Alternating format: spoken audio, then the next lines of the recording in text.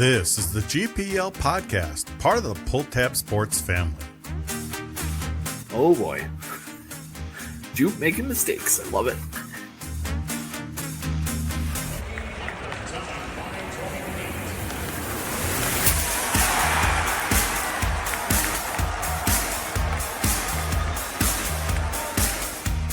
Oh, he's moving the goalpost. They can be 35th in the clockwise. Oh my gosh, it's unbelievable. You know, I think there is some shenanigans happening in the goalie community. Are you going to speak on that? In the goalie community. As a former goalie? You know I got to ride with Goalie Nation, but Now, here's Jupiter and Vigo. Good evening and welcome to the GPL podcast, episode number 291. Vigs, a pretty decent trip to Grand Forks this past weekend. I would say both games were a tale of young teams.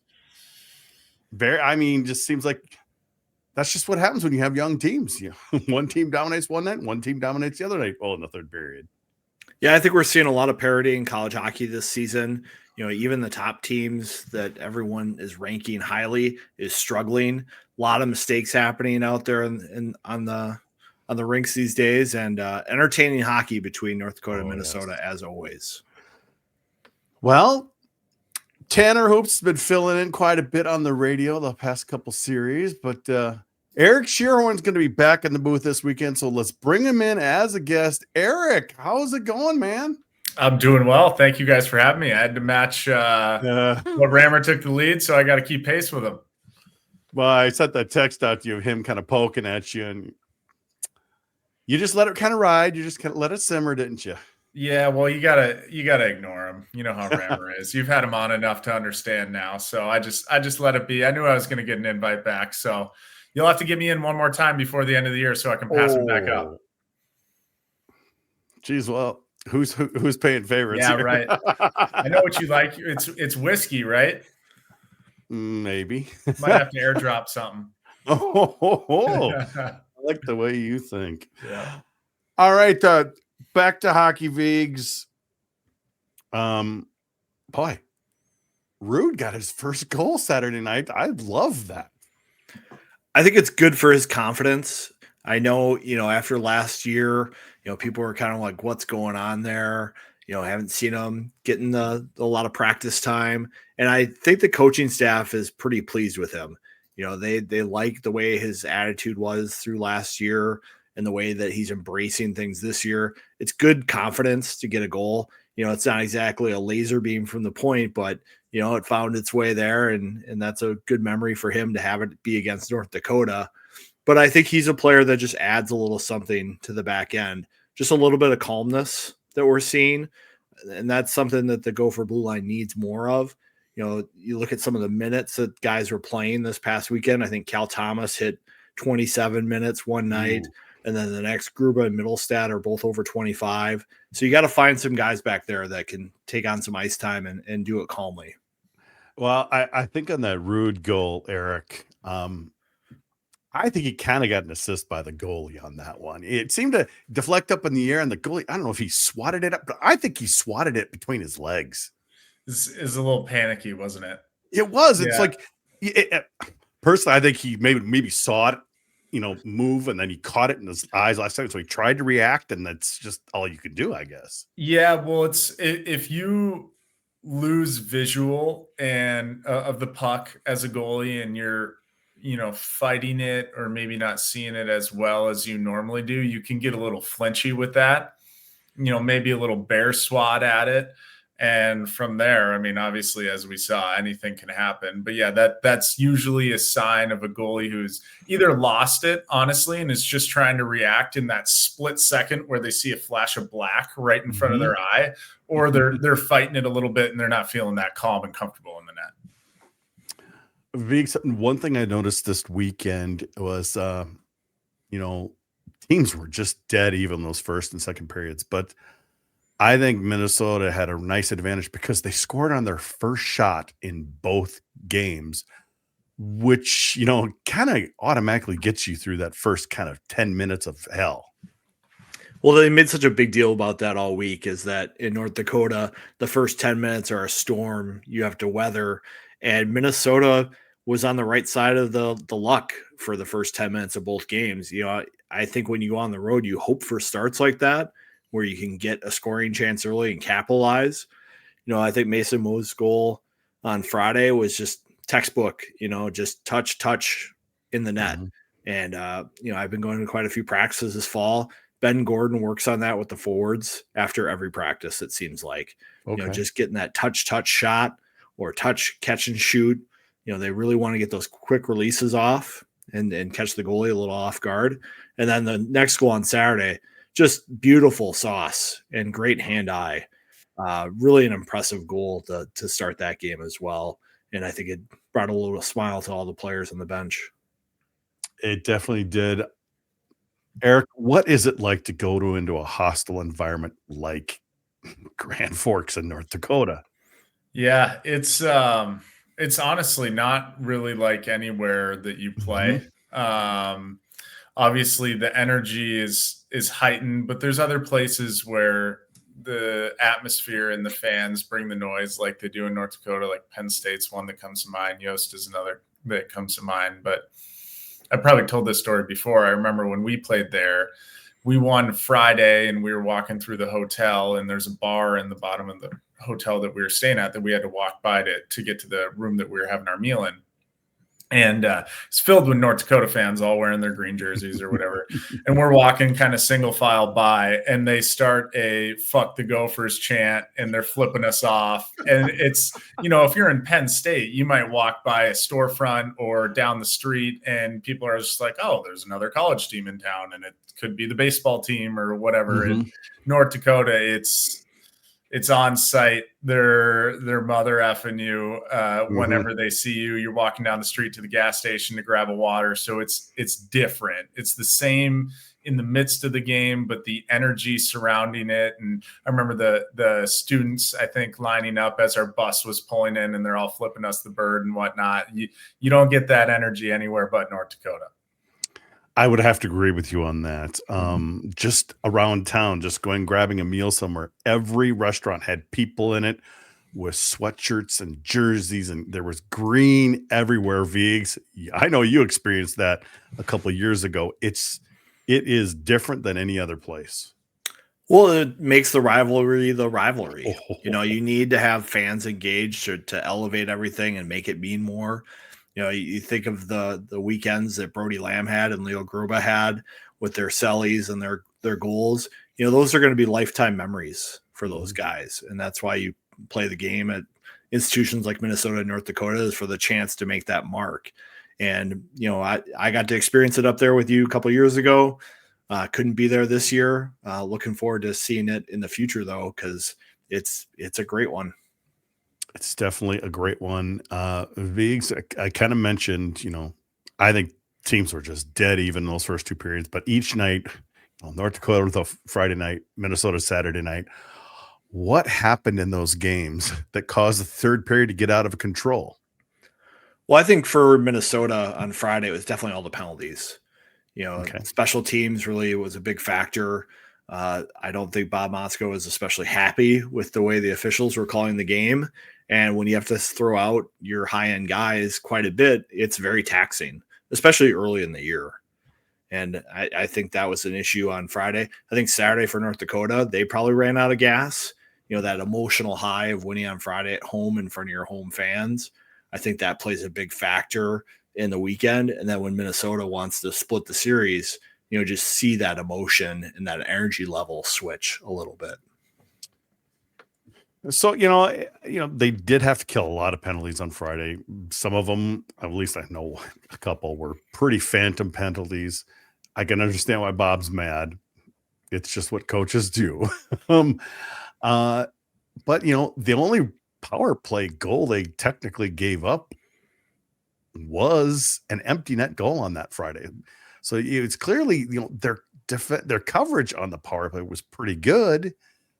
It's just like you said, it wore them out, and like the only goal was the empty net one. Yeah, I think as they're fighting for the goal late on Friday, they give up that empty netter. you know, it's tough. You know, that Brody Zemer, Cal Thomas, Luke Middlestat, a lot of ice time for them. And then just to try to have one more special teams chance at the end, not enough in the tank.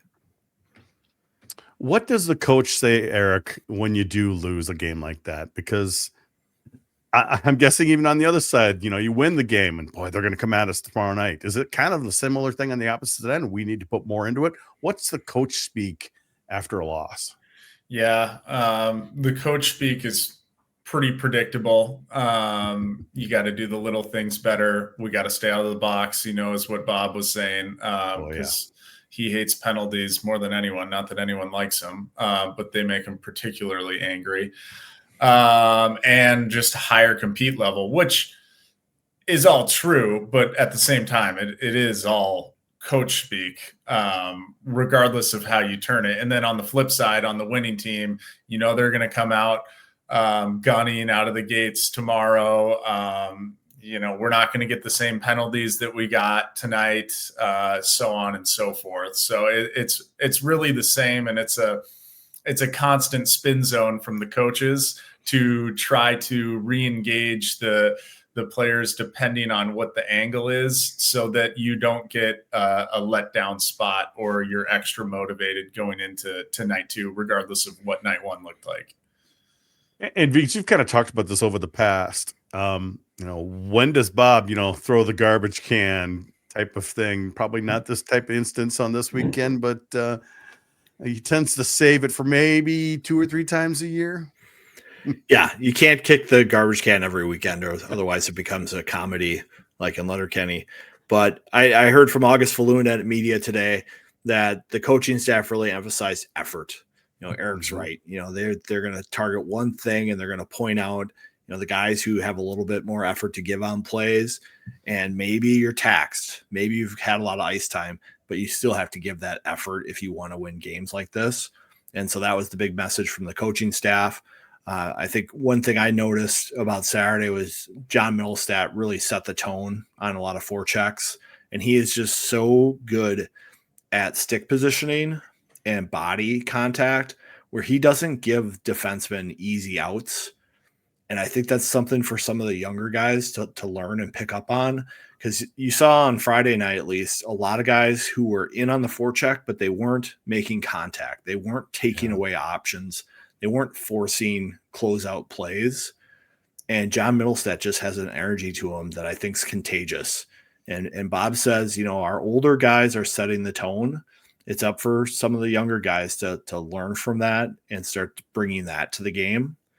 And, you saw flashes of that, I think, a little bit more on Saturday than you saw on Friday. Well, one thing, too, on the kicking the trash can, I think that is a little dependent on the team that you have, right? And with the Gophers not being overly experienced and being pretty young, I think you reserve the kicking the trash can until a little farther into the season than you maybe would if you had an older, more experienced team that not to say they shouldn't be doing better than they have, but if we have last year's team with the production that was returning and the age, this start looks a little different and feels a little different than it does this year with a younger team. And I think to build on that, we're not seeing lots of mistakes being made by Minnesota in critical parts of the ice. You're not seeing bad turnovers. You're not seeing guys not back checking.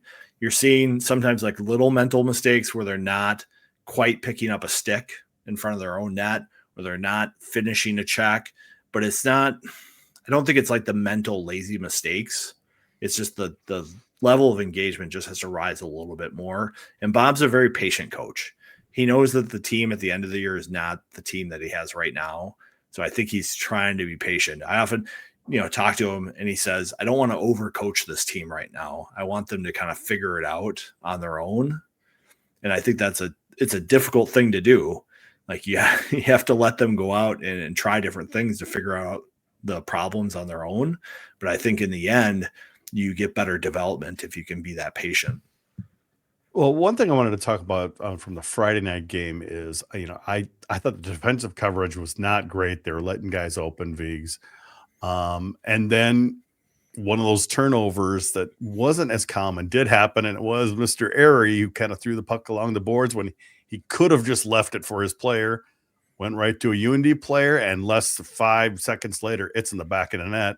So a combination of a turnover and coverage all at the same time is what kind of started the UND engine Friday night. Yeah, I mean, at times they need to learn, the intensity of the game. I think sometimes players think, yeah, I was in the right spot, but I wasn't doing the right thing is what the coaches are going to be telling them. And the key is don't let it happen again. Be aware of that. EJ Emery had a great game on Friday. Oh, yes. He saw the space in front of him. He saw the jersey numbers. He knew they weren't going to be able to pick them up, and he was able to come down from the point.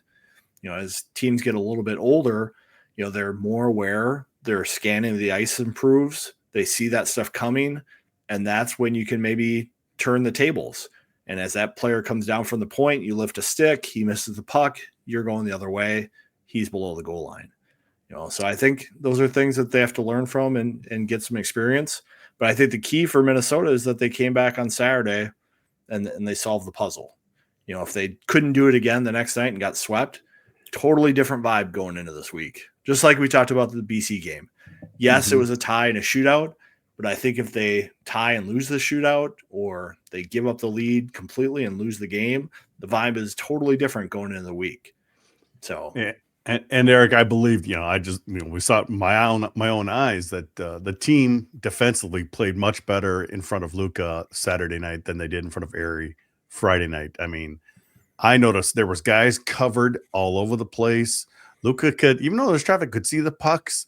And I thought he also played better than Airy did Friday night as well.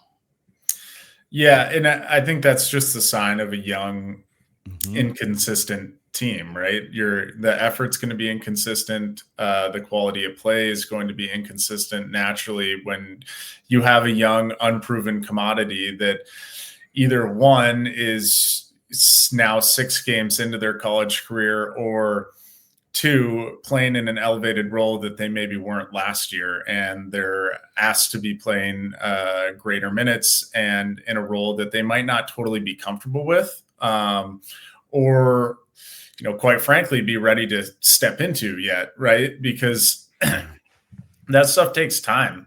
And, in years past, they've had guys come in and make immediate impacts, because you can see now when they're playing in the NHL, they had ultra high-end talent. They had Jackson Lacombe. They had Matthew Nyes. Even Benny Myers from the Hop. Granted, he was an older freshman. Logan Cooley, Jimmy Snuggerud.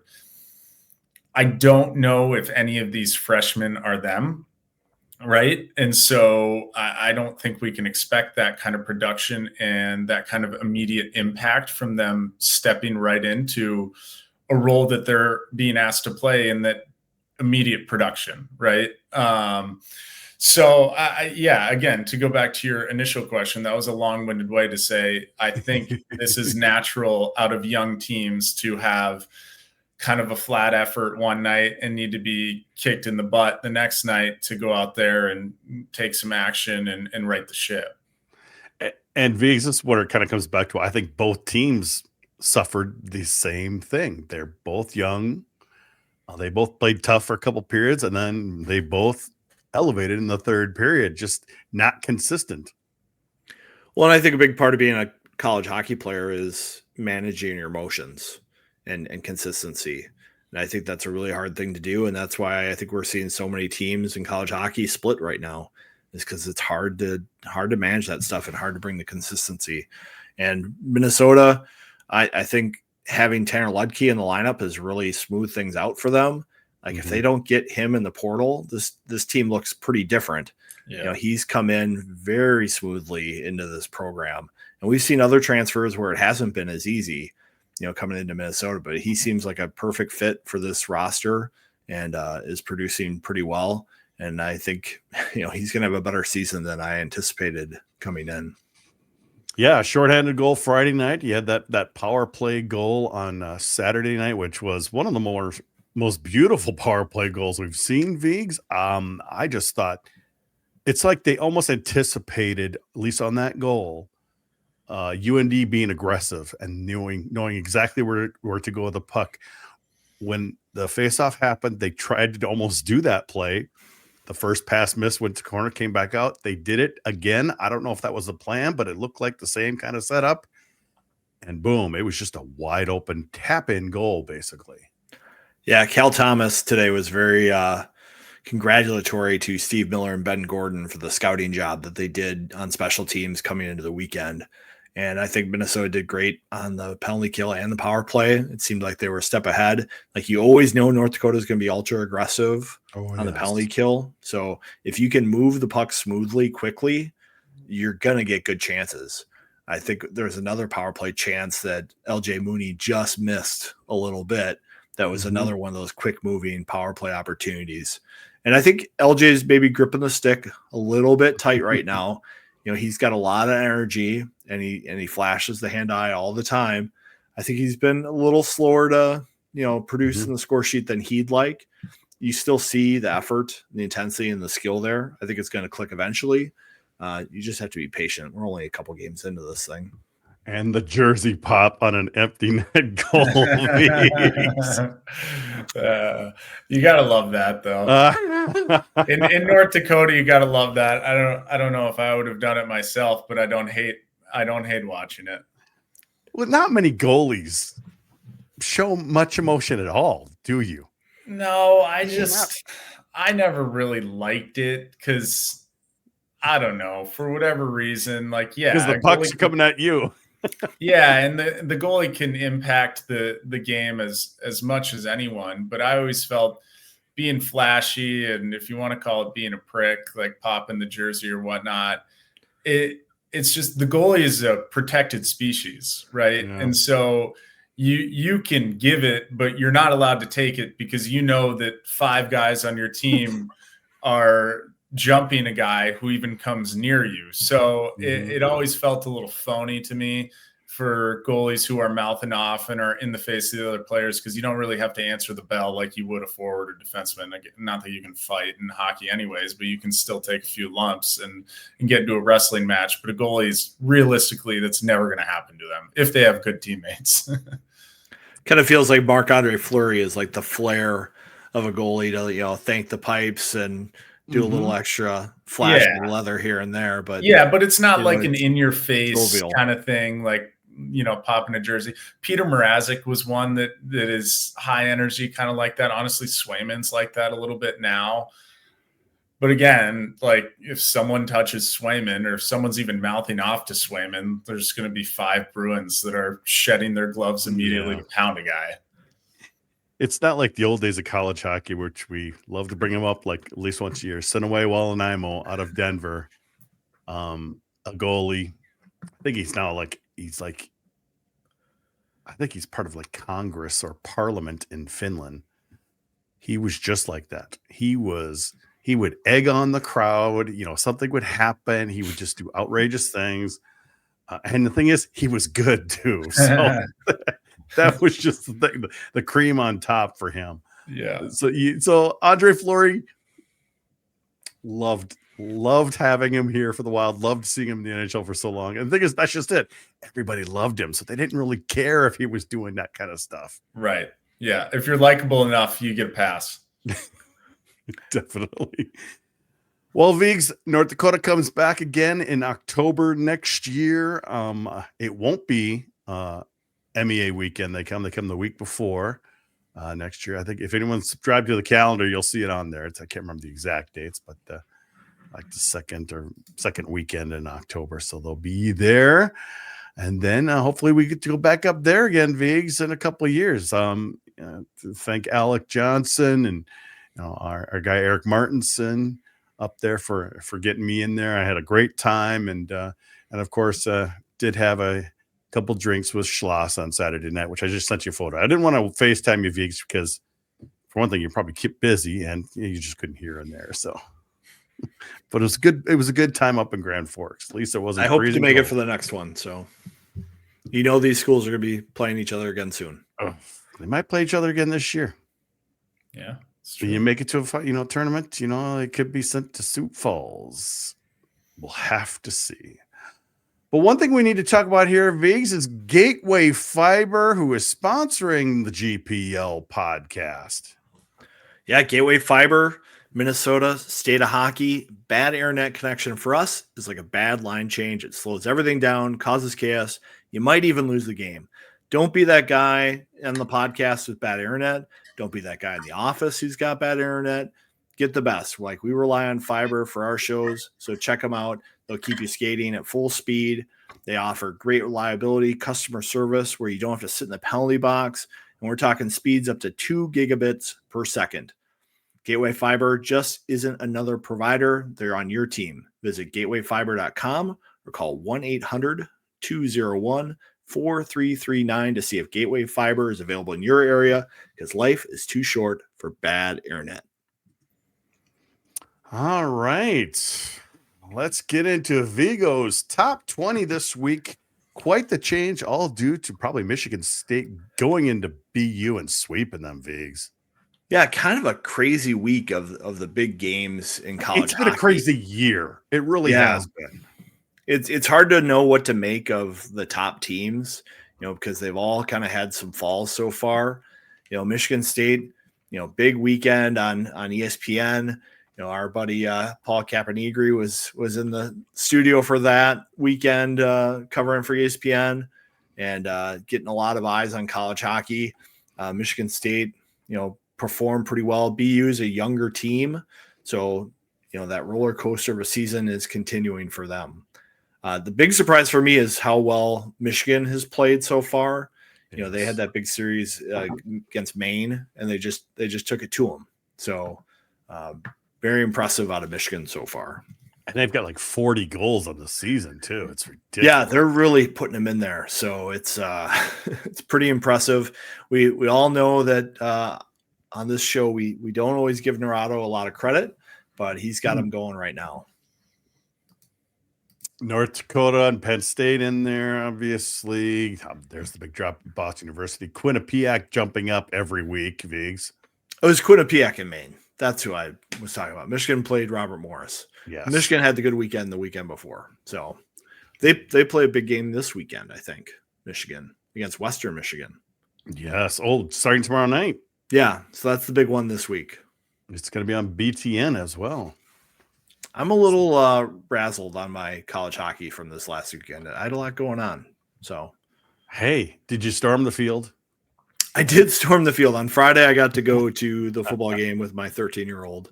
And I called it more of a field pass for everyone night. I didn't think it was a storm. I don't think it was a violent storm in the field. It was kind of like, hey, you can take the stairs and go on the field and take pictures kind of night. The students wanted to storm the field. The rest of the fans are like, I'm not going to pass up a time to go down there and take a photo on the field and enjoy the red tears. Yeah. So it was a good game. That. Yeah, definitely a good game. They definitely performed well. I'm just not sure about storming the field. All right, Denver and Maine with the big drops on your 20 there, Viggs. Yeah, Denver losing a game to Lindenwood. Ooh. Is that really allowed? If you're going to be Denver, Denver got goalied a game earlier in the year with Ferris State, I believe, and so to drop another one to Lindenwood, we've got a lot of faith in David Carl as a coach, as opposed to maybe the guy at Michigan.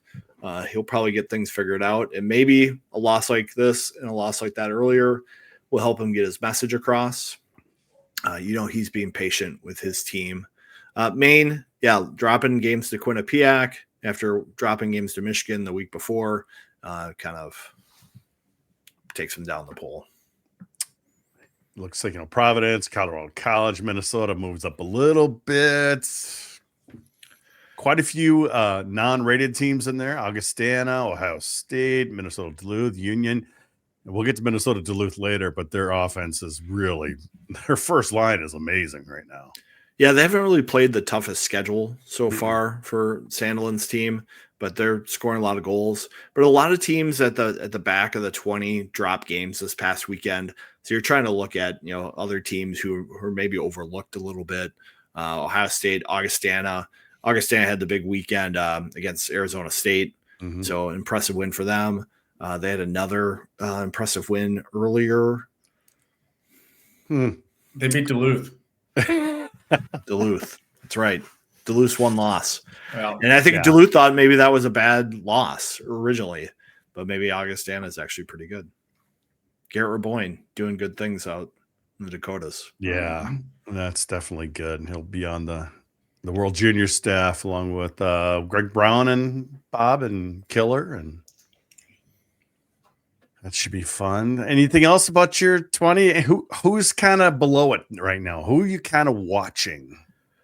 Well, I think I'm watching Wisconsin is probably the next team on here. I need to see them play some tougher competition before I start putting them in the polls.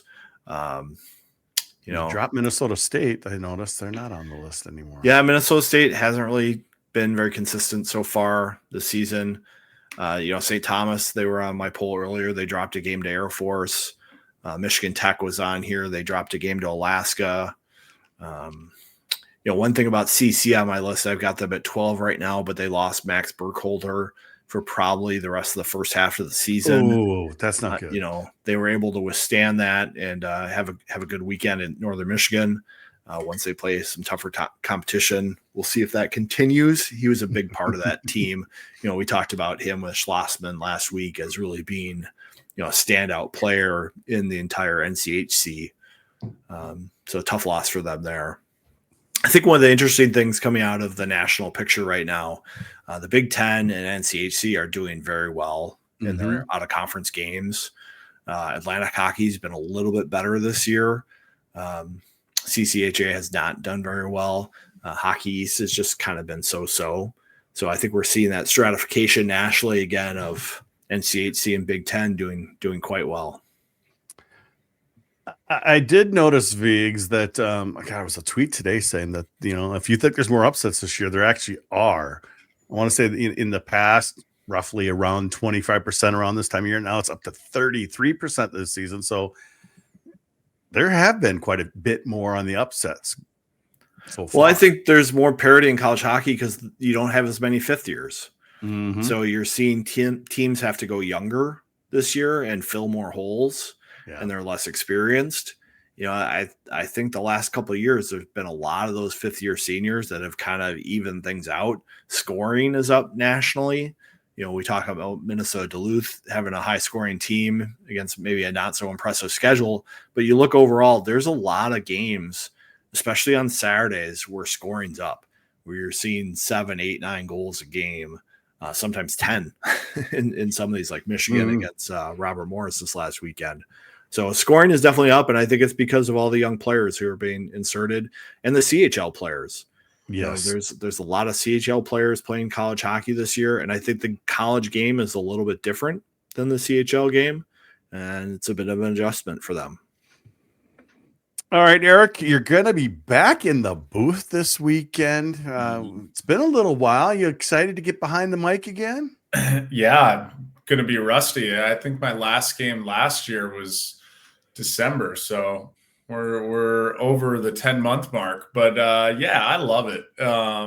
It's super fun, and the more that I do it, the more I get a little more comfortable with it. Not going to pretend to be even near Frank Mazzacco's prowess, but yeah, it's great. It's fun to stay close to the program. Wally is terrific at what he does, so it's fun to watch that up close and see him. The man's got, so just picture 3 printed out sheets, single space line, like 10 font, just top to bottom, and someone will pick up the puck and on Duluth, and I'm like, oh, that's Zam Plant, and he played at blah blah blah, and he had a point per game or 75 points with the Fargo Force, and I'm like, how the hell did you find that? There's a method to the madness, but I think Frank sends it to him.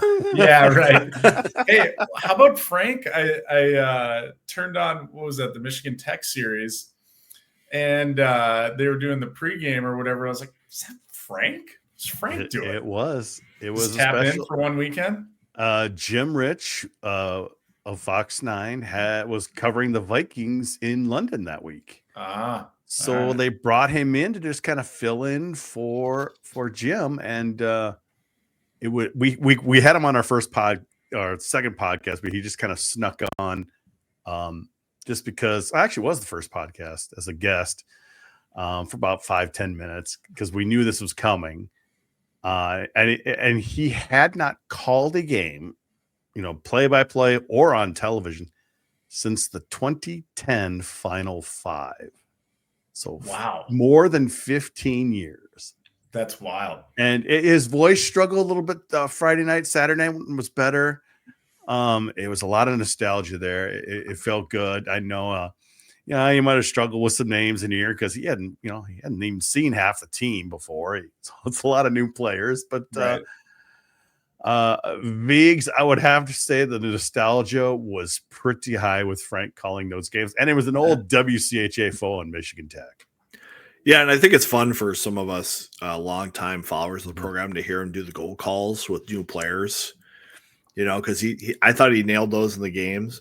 But I think the first weekend especially was challenging for calling the Gophers because there's so many new faces. Yes. And the line combinations, aren't set.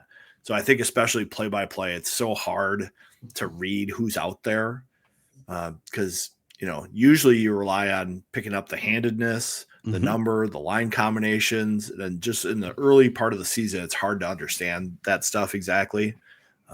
So you need an experienced hand like Frank to get through it. Whereas, after most of a season, you're like, a lot of times you don't even need to see the number, Eric. You just see the style that somebody's skating, and that's so-and-so skating out there. You see their gloves, you see how they wear their cage, you see their jersey, their pant length, like their sock tape. It's second nature. When I was playing, granted, it's not the same because I was practicing against these guys every day. Like you could blind test me just showing the heel of someone's stick to the toe of someone's stick, and I guarantee you I can nail every single person on my team. It just becomes second nature. It's 10,000 hours, right? It's right away. Yeah, like awesome. It's very deceiving. You see LJ Mooney out there, just the stride, the white stick. Yeah. Like you identify him immediately, Right. Jimmy Clark with the bubble and Eric Paulson with the bubble, two different looking players out there. You can tell those guys right away, but it can be a challenge sometimes. Oh, jeez. I just saw this pop up from Mote. He doesn't want to talk Gopher. He wants to hear about the Olive Garden visit I visited this weekend. Yes, I did visit the Olive Garden, the famous Olive Garden that was made famous by Marilyn, and her last name's escaping me right now. She just passed away in September. Was it 2012? She did a review of the Olive Garden in Grand Forks for the Grand Forks Herald, and it went viral. It went crazy. People just loved it after she got ripped. She did a book with Anthony Bourdain after that. So I'm like, Saturday afternoon, I'm like, yeah, I'll head down there about 3 and load it up on some carbs, like Mote said there. I think I went through 6 breadsticks. Oh my God, it was so good. But that was a lot. But it was just fun because I needed a meal anyways, because it was an early game. But oh yeah, there it is, breadsticks, 6 of them. What else made the itinerary of this trip? I know last time we did Rhombus, Half Brothers, Rhombus, pizza, Brick and Barley. Brick and Barley. That's where Brad and I met Saturday night, Brick and Barley, and it was just so noisy. It's like, because when we went to Brick and Barley with him, it was Thursday night. It was pretty open. Imagine that whole building just packed full of students, and it's like, no. So we went to the tap room, which is right next door, and I had gone to the tap room with Wally and Tanner Hoops the night before. It's kind of a cool thing. They have about 20 taps along the wall with these little digital displays of a beverage. You give your card, you get a card back, you put a card up there, and it charges you by the ounce. So this drink might be 45 cents an ounce. This drink might be 70 cents an ounce. Doesn't matter. But then you can, if you want, you can only take maybe 1 ounce of something you want to try. So it was a unique place. I had never seen that before. Viggs, as an experienced beer person, I'm guessing you've seen something like that. Yep, Malcolm Yards over on campus, they've got a beer wall like that. Look, there you go, Steve. Steve says, exactly. So it's a popular thing at some of those places, a little self-serve area. And the one thing I did is we'd said hi to Tanner Morgan in the past. Tanner Hoops. Sorry. I was like, no. is he making a guest appearance for the football team? No, sorry. Tanner Hoops. I would see him. It's passing. Didn't really know him, but got to meet him, and in person, that voice is just. It's like, wow. You think. Because, you hear a lot of announcer guys and they've kind of got their voice. They talk like this. Jamie Verbrugge is very much that whenever you met Jamie at, football or hockey, whatever he calls. But his normal voice is not so radio-like. That is Tanner Hoop's voice. It is just like that. And it's like, whoa. Just wow. So. Yeah, it's made for sports broadcasting. He interviewed me for like the little alumni bit. Yeah. Either for the first series or the second series of the year. I can't remember, but he started talking. I was like, whoa, it's just like it's deep legit. Projecting play-by-play / analyst voice. And I'm like, is this thing turn off or is this real? And it's full real. I told him at the end, I'm like, dude, your voice is tailor-made for sports broadcasting. It's crazy. It is, and he's got a bright future, Viggs. He does a lot of baseball, a lot of volleyball. He does so much. Bright future for him. He's like the PJ Fleck of radio. He's just like that personality, that voice, that perspective all the time. Can't turn it off. Mm-hmm. Can't turn off the charm. Viggs, we did have a tweet earlier asking about Teddy Townsend. What's his injury? Things like that. We don't really know much on his injury. We've heard that he's skating, maybe an upper body injury. So we don't really have any answers on that, do we? Yep, not really. At the media scrum today, there were some people asking questions about him and what's going on. And Bob's just kind of saying he doesn't want to talk about what the injury is and anything about that. Just that, he's skating. They hope to have him back. It's a little bit up to the doctors to clear guys. Mason Moe got injured earlier in the year. Leo Gruba got injured of the year. The trainers cleared those guys. They're back playing. Teddy, I think, is still a little bit of ways away from joining the lineup. So I wish we knew. We just don't. Viggs, I have a couple notes here. I noticed you reposted my picture of Leo Gruba when he was just screaming after scoring his goal on Saturday night. And you said he is just such a Minnesota guy. Yeah, I mean, he's all in with this team. He's got this attitude where, he wants to make an impact this year. Talking to August Falloon, who was his roommate last year, he's like, Leo dedicated himself this offseason like nobody else. He was really strict on his diet. He cut like 6% off his body fat. He dropped like 10 pounds. He knew to make an impact at this level, he had to be quicker, leaner, more explosive, because he was able to see a lot of opportunities, but he just deferred a lot last year. So he wanted to be in position to be more active and make more plays. And so for him to get that goal the other night, I think is really important for his confidence. I think he's a player that needs a few good things to go his way for his game to grow. And, that's an encouraging sign for him. And, he's getting some power play opportunities here and there. And, there's a huge opportunity for him on this roster. With all those question marks at D, Leo Gruba is something that the coaching staff wants to see blossom. They want to see him embody that role and really start to be a point producer for them, because I don't know if Cal Thomas is a point producing D. He's a very steady guy. He's great on the penalty kill. Luke Middlestad, I think, is showing that role, especially on that first power play. But I think Leo Gruba is that guy who they really want to see shine this year. And yes, it wasn't a power play goal, Viggs, but it was just like one or two. I mean, it was the end of the power play, so it was essentially a power play goal. Yeah. About Leo Gruba's goal, Eric, you don't see it very often that a rebound comes straight back to a player. So he just kind of walked around the defenseman that tried to block it. Mm-hmm. But also a lot of times you don't see players following up their shot like a basketball player would follow his own shot. Yeah. I thought that was kind of unique on that play. Yeah. Unique, good instincts. He had the space that he knew he could win a puck race, because that's a dicey one for a defenseman, right? If it gets poked by you, now it's going the other way. Could be an odd man rush, especially if there's a jack in the box, right?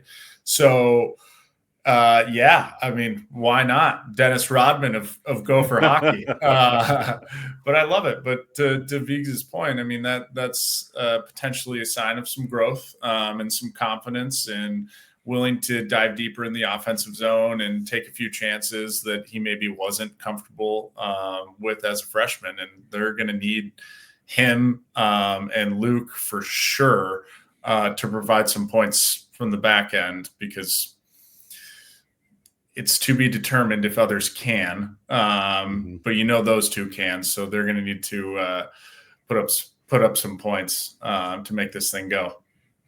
Well, and you just look at some of the better Gopher defensemen the last couple of years, like Renzel and Lacombe.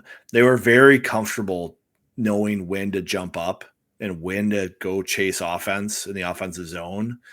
And I think that's a confidence thing for players, and also knowing that the teammates around them are going to allow them to do that and cover for them. So I think that takes a little bit of trust as well.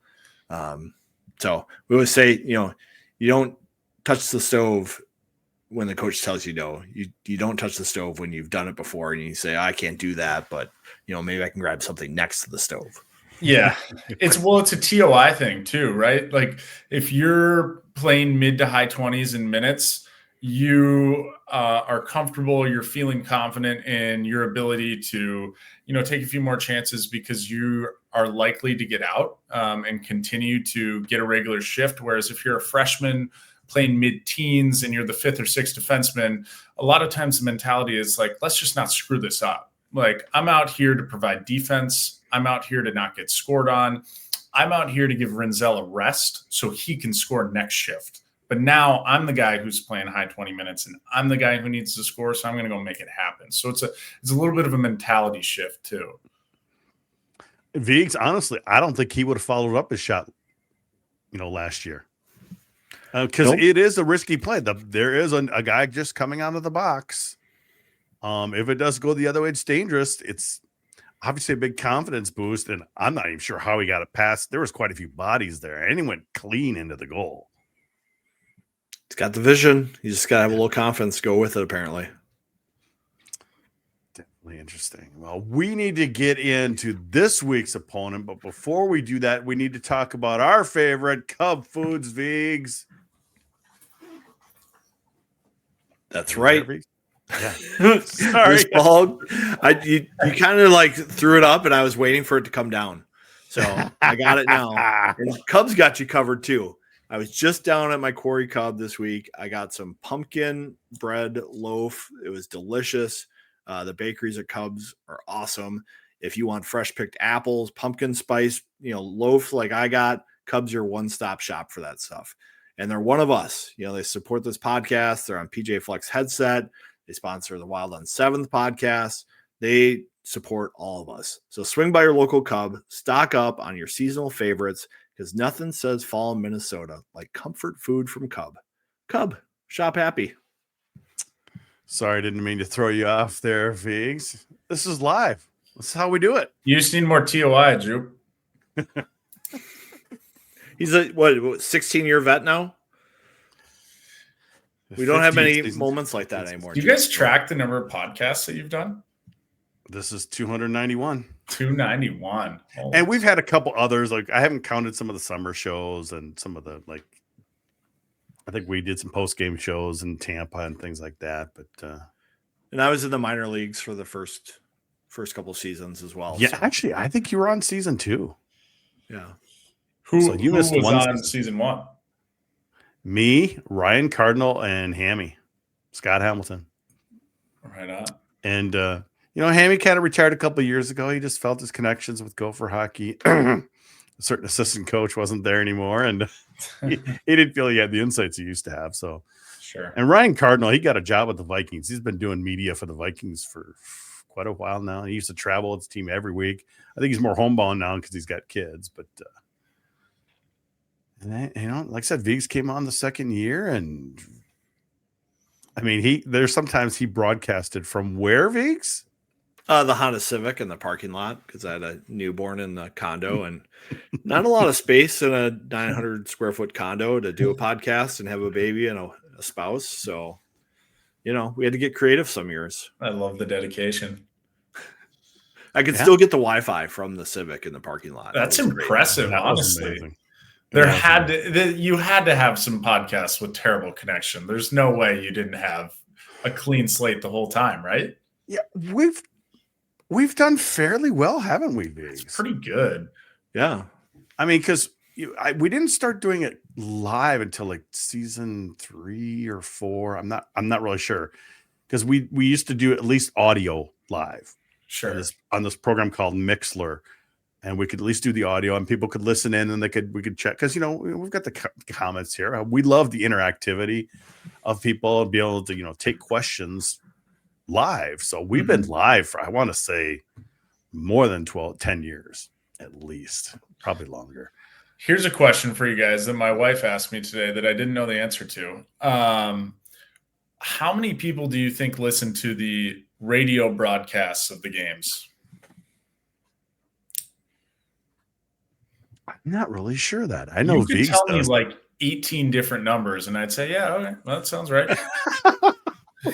Like, I have no idea. Well, that's just it, because it's not just radio anymore. I'd say a lot of people are doing the stream. You do the stream, don't you? You can go to gophersports.com and the schedule or whatever, and you click the link. Yep. You go to the iHeartMedia app, and you can get it that way. I often will have that at the arena and kind of listen on delay to catch up, because sometimes a little bit. Sometimes the Gopher staff doesn't give us all the information like they do the radio and TV guys. They do sneak stuff to the radio guys. Like, I think that when Leo Grubo went down in the opening night, he went over to the TV and it's like, Leo's out for the game. He goes to Wally, Leo's out for the game. I send a little note and they're like, he's not in there right now. I just happened to be there shooting right next to Wally, and I think Tanner was calling that game. So I heard that, but I'm not going to say anything because that's not for me to say. You're respectful. Yep. You just want to stay out of trouble most of the time. For people who listen, iHeart has quite a long delay. It's sometimes a minute and a half or more. There is the varsity, was it the Varsity Sports app? There's Varsity was a little quicker, yeah. Varsity will be a little quicker. So if you're annoyed by it, it's like maybe sometimes 30 to 45 seconds. It just depends, but that's a good way as well. And of course, the radio will be 6, 7, 10 seconds, because it has to go back to, even with TV, has to go back to wherever in Missouri and then broadcast back or whatever all that stuff is. So. Why? I'm looking. Yeah, there we go. Thank you, Mote. You've been inspired us the last week. We're trying to get those subscribers up on YouTube. Obviously, we're live there right now. I've been trying to put more content out, from just me showing a quick clip at practice Friday afternoon to, I think I did a little pregame thing about how the Gophers are going to do Saturday night. We tried to take clips from this podcast, put it on, YouTube Shorts, as well as, just clips from, interviews during the post game. We're trying to build it, Viggs. We're trying to build it. That's right. We appreciate all you come along for the ride. You should do a day in the life game day edition of Jupe and Viggs. Post that in between the glass, snapping shots. Oh gosh, up in the press box. I think it's between the glass. You would have way too much editing. Yeah. Sometimes I did a little clip of just Javon Morris, his very first goal, of him just going right by the camera. Knock your phones off. Right by the camera. It had like 5,000 views, which is pretty high for content, for us. And I like it, just a few days. Schierhorn. I think we'll have to embrace that at some point. We'll have to workshop it a little bit. Maybe we'll talk about it in OT and get some ideas. Maybe the commenters. I bet you guys. I bet the subscribers on YouTube would love to see what it's like up in the press box, and I don't know, rolling through the locker room into the press room or whatever. Press box would be easier. Ice level, it'd be a lot of, well, you know what happens down. Well, actually, you don't. You're in goal. I You don't hear really. Yeah, I don't. Hey, there were times where Pat Michelotti broadcasted as the third guy on radio from the box. See, I kind of like that. I like that because you can give a more authentic feel for what's going on at ice level, or maybe how the teams are feeling and reacting at various points of the game. But on the flip side of it, when I'm doing radio, I'm often kind of looking at Wally out of the corner of my eye to see when I can jump in and speak, and I could see how that could get all messed up when you're not kind of right next to each other. I think what they did, it was basically, it was Frank and Wally in the booth, and they would just kind of go down to him because call down. Yeah, you couldn't keep that mic live. I mean, no. Well, you could for streaming, because technically there's no FCC when it comes to streaming, but obviously their radio portion would be a little different. Yep. I've had some videos, players going by and you hear somebody just go FNA, and like, well, I guess I can't use that video because you shouldn't be putting that stuff out. But yeah, I've heard some of them a little bit under their breath. It wasn't loud enough, and I let that go. But yeah, it's fun. It'd be interesting, because Viggs is up in the booth. He's listening. He's talking to people. You're making things happen up there, Viggs, aren't you? That's right. I've just brainstormed myself. We got to do it at the regional. Oh, there you go. Because at the regional, the regionals are fun for like a day in the life. People. And usually we can focus. My youth hockey coaching will be done by then. I'll have more time. There's always lots of great people at regionals, other media, other scouts, other coaches and stuff. I think that's our goal. So stay tuned. Sioux Falls. Once we hit 1,000 subscribers, we'll prep that up. Sioux Falls. I think that's a good idea, Viggs. I like the way you're thinking. UMD coming in this weekend, Viggs. Boy, yes, they have been playing lesser competition. So what? That first line is deadly.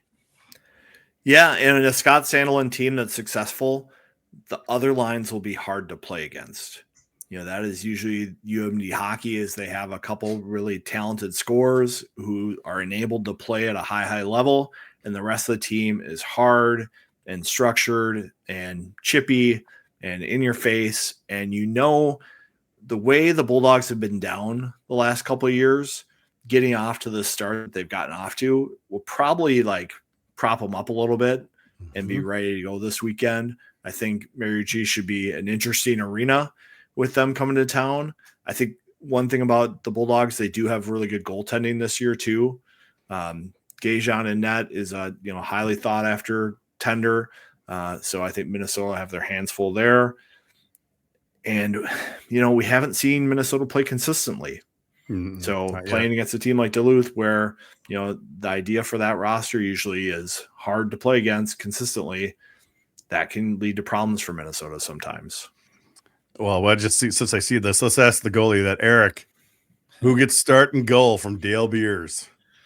Yeah, I mean, I think you probably start Luca, right? At this point, I mean, don't get me wrong, Ari played great against Boston College. So it's not that you necessarily toss him aside yet, but I mean, you kind of got to run with the hot hand because, quite frankly, neither of them are really proven commodities yet. So I don't know if either one has the workload or the resume to warrant sticking with a guy for an extended period of time without a good run, I guess. I'm guessing Bob's going to flip-flop them depending on how they play until one emerges, kind of like they did last year. Honestly, that's typically how he does it, and generally how everyone does it when you don't know what you got. But you got to reward good play, and Luca played good enough to get the win, and he only let in one goal last Saturday. So why not start him again Friday? And one other thing, Nathan Airy didn't practice today. So good scoop. That gives a little edge to Luca as well. Is it injury or sickness? Don't say didn't practice. Then it'll go around the whole. Yeah, well, you know what it's like. I've been to that movie. I remember. God, we were living in the house, so it must have been my junior year. we had a game against Michigan and there was a bug going through the whole team, and it was hitting people like a ton of bricks. It was fast, but it was hitting people. And it was going through the whole team all week. And I lived with Junior Gates at the time, and he woke up fine. And by 2 p.m., it was not good. And not to get graphic, it was coming out of both ends. And he was like, I just can't play. And we had 4 guys like that for that weekend. And so when you're all living together and you're all eating meals together and you're showering together and you're sharing water bottles, it can get bad fast. Well, let's hope it's not that for Erie. Yeah. So Erie and maybe you Townsend hope were the it's only that. players missing today. Everybody else looked fine for the skate. It was also one of those events where the Gophers opened up practice to some of their supporters. So there were a bunch of fans in the building today watching practice. Oh, So okay. I'm not the only person this time who got that kind of information. There are probably another 100 or so faithful Nice. and some GPL podcast listeners there, and they saw that as well. So Right on. Viggs, well, we definitely know Duluth's going to remember what Minnesota did up there last year. 7-5 victory, which was a crazy Friday night, and a 5-1 victory for the sweep. They're going to remember that. yeah, last year was a tough year for Duluth hockey. I think they just had a Injuries, lot of things going on, injuries, some kind of departures from their program. Hobie Baker winner left that Ike Howard that they probably were counting on to be back in terms of their roster construction. And just, Scott Sandelin doesn't love the portal as much as some of the other coaches. Mhm. So I think that maybe kind of hurt them at times, and just some challenging times. Sandelin had his hip surgery that he had to go through. So there was that time where he wasn't on the ice really to coach as much as he wanted. So just some struggles. And I think Sandelin feels like his team's back in a good position this year, and this will be their first real measuring stick. So I think you're going to see a big effort from the Bulldogs, and Minnesota's going to have to match that. As Bob says, they've got a long list of enemies, and they're playing a lot of them this year.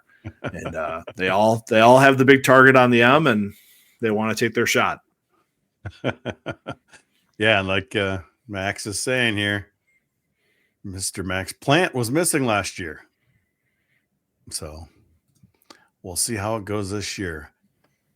Eric, give me your prediction on the weekend. I mean, with what we've seen so far, I don't know how I couldn't go with a split. I'm going to go lose Friday, win Saturday, coming off a high at Nodak on Friday. Might be hard to replicate the energy. Duluth's playing well, but again, you said it. They haven't played the sexiest schedule, but they've taken care of business. They definitely ramped their game up for Minnesota. It's a rivalry for them. No doubt. But the thing is if they can corral that top line, I mean, that top line has more than half their goals, right? And so they're not getting a lot of scoring from other people. So assuming they can contain them to an extent, I would think that the Gophers have more depth and would have the upper hand as long as those guys don't run the show. So either way, I mean, with the lack of consistency right now and still feeling it out, I mean, there's 6 games in, I'm going to say split.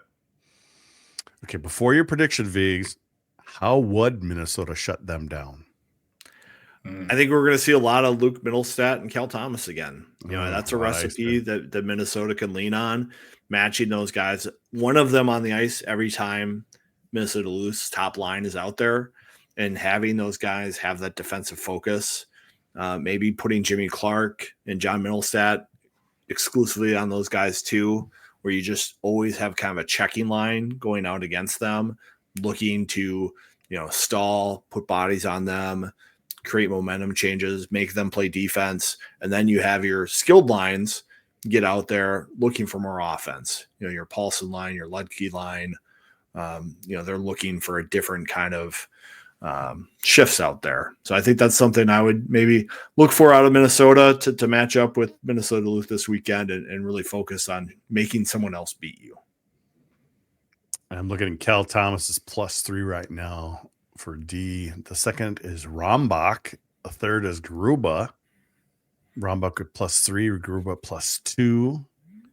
+2. So they're Rombach, everyone's like, oh, he had a bad game. Well, he's +3 right now, so it's hard to argue with those numbers. I always think that bigger players can take a lot of shots from fans because they move one stride a lot, and when they're out of position, it's usually difficult for them to get back into position. Yeah. But when you have players that have that kind of length and that kind of lot of size, as long as they stay in the good parts of the ice and force the team to the bad parts of the ice, they can kind of dictate the way a game's played.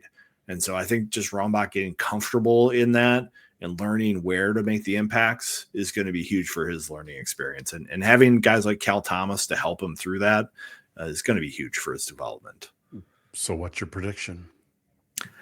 I've got a sweep this weekend for the Gophers. Oh, I think they're learning some lessons Heck. with how their effort on Friday night can dictate the way a weekend goes.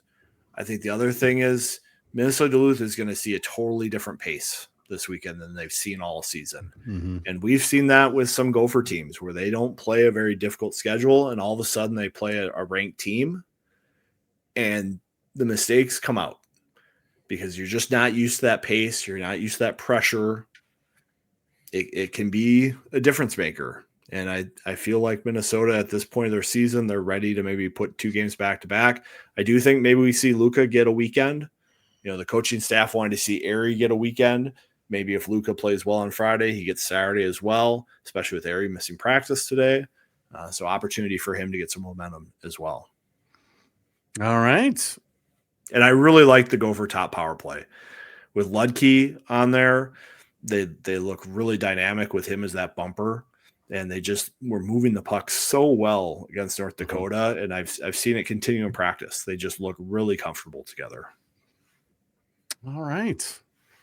I'm going to pick sweep as well. I was kind of thinking split earlier, but you convinced me, Vigs. You got me on the Mote bandwagon there, Taylor Kearns. So that makes Mote happy. What else we got work going on this week, Vigs? So you went to media today. It was good, except for Ari not playing. Except for Ari not playing and Townsend still being slow to come back. I think having Leo Gruba have a good week, that's good for his confidence. And I think having that power play unit looking like they're clicking and the penalty kill unit looking like they're clicking bodes well for Minnesota going forward. All right. Eric, thanks for coming on again, man. You ready for some overtime? Yeah, let's do it. Definitely got to do it here. Let's go. Well, that's going to do it for this episode of the GPL podcast. We'll be back next week for the big Badger series in Madtown with, of course, our guest will be Todd Molesky. And then, who knows? I love that Badger weekend. I'm still considering going down there. We'll have to see.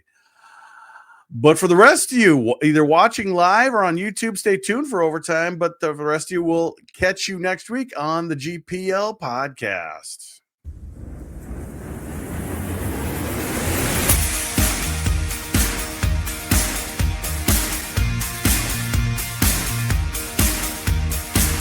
If you are watching on YouTube, hit that subscribe button and get notified each time we go live or post a video. If you listen on Apple Podcasts or Spotify, please rate our show and leave a review.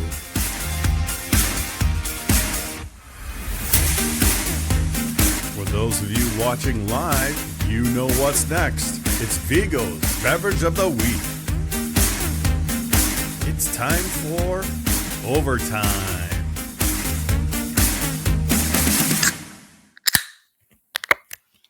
All right, this week, little bent paddle Imperial Stout, 9.2%. This is from 2024. Looking forward here. Would you qualify this as a loaf of bread? That is a loaf of bread. Coffee. Cheers. It does kind of look like a little frothy coffee there. Espresso. Delicious, malty, dark. Very good. A little nervous about my pull tab white Unreal shirt, getting Gotta a be little careful on it, but when Unreal. Kinger got this for us, I was just like, white. I don't know if that's the ideal color for me, but I need to get one of those. gotta rep it. Gotta rep it. Maybe I can get you a gray one. Geeks, have you ever been to Waldman Brewery in St. Paul? I have not been to Waldman Brewing. I feel like you'd like that. Is this kind of one of your places now? No, I just went there for the first time last week, and it's like a traditional German beer garden, and they've got a bunch of dark stouts that feels like they're right up your alley. I will have to make a night of that one of these days. Yeah. It's been a little hard. I've got the 11 and 13-year-old, keeping me honest. Yep. So next wild game for sure. Yep. Gosh, I don't remember the last time I attended a wild game. Did they change the naming on the stadium for this year? I don't even know that. They did. It's Treasure Island. Grand Casino. Another gambling institution. Yeah. Where have you been, man? That's been out for a while. You've been in Alaska, haven't you? You've been just in another world. I did, but I just I don't really follow the wild. I mean, I do I'm with you. kind of, but honestly, being from Alaska, we don't have a team, so I never latched onto one. I was an Avs fan growing up because I loved Patrick Waugh. But as I grew up, that kind of faded a little bit, and now I just track my buddies, and like tonight, Novak, Lindgren, and Middlestat were all playing, so I was kind of shifting through their games. But other than that, the Wild don't do it for me. Not that I think they're as boring as everyone always says they are. It's just I don't have an allegiance to them, so I'm not dialed in. I feel like the NHL as a whole can be challenging at times because it's such a strict league with disciplined play and structure and systems that you can have a lot of nights where 2/3 of the game can be very much chip, breakout, chip, change. Yeah, nothing. It can be very, very structured. It's kind of like the Rangers Wild game this week. It's 2-1, and I feel like there were probably 5 or 6 scoring chances in the whole game. Right.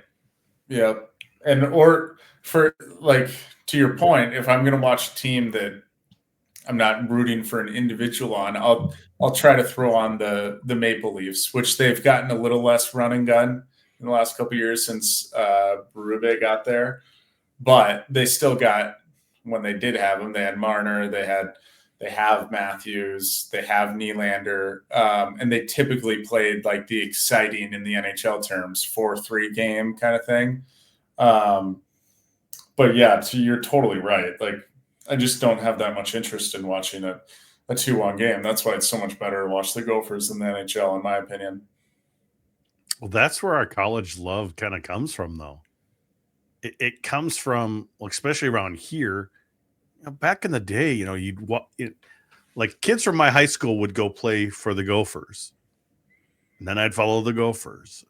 And then not many of them at the time would move on to the NHL. So I just kind of stuck with the Gophers. And then you start to get there. I remember that guy at the high school tournament. I remember that guy. And then they're coming in. So it's kind of very provincial here that it just kind of moves up the chain. And that kid went to Duluth instead. I hate that kid and type of stuff. And like you said, Viggs, college hockey is full of mistakes. It's just all over the place. But that's what makes it so fun. Yeah, and that's what attracts me to the game. That's why I love the World Junior Tournament, and especially like a team like Minnesota. There's always just so much skill that's allowed to play that game, and they haven't beaten it out of them yet. So having a player like LJ Mooney on this year's team is so fun to watch because they don't put the restrictor plates on him. They're letting him go and figure it out and make an impact. And I think that's one of the reasons Moscow is such a fun coach at Minnesota. Is because he's got that patience. He coaches offense all the time. Some of the comments coming out of the World Junior Summer Showcase, they're just like, oh my God, this guy runs like a captain's practice. Wants to see offense and skill and chemistry. He's not out there yelling at you all the time about do this, do that, do this. He lets you play and be creative. And I think that's a fun thing for the fans to watch. I know that some fans probably get a little frustrated sometimes at some of the defensive shortcomings in Minnesota, but there's a couple ways to bake a cake.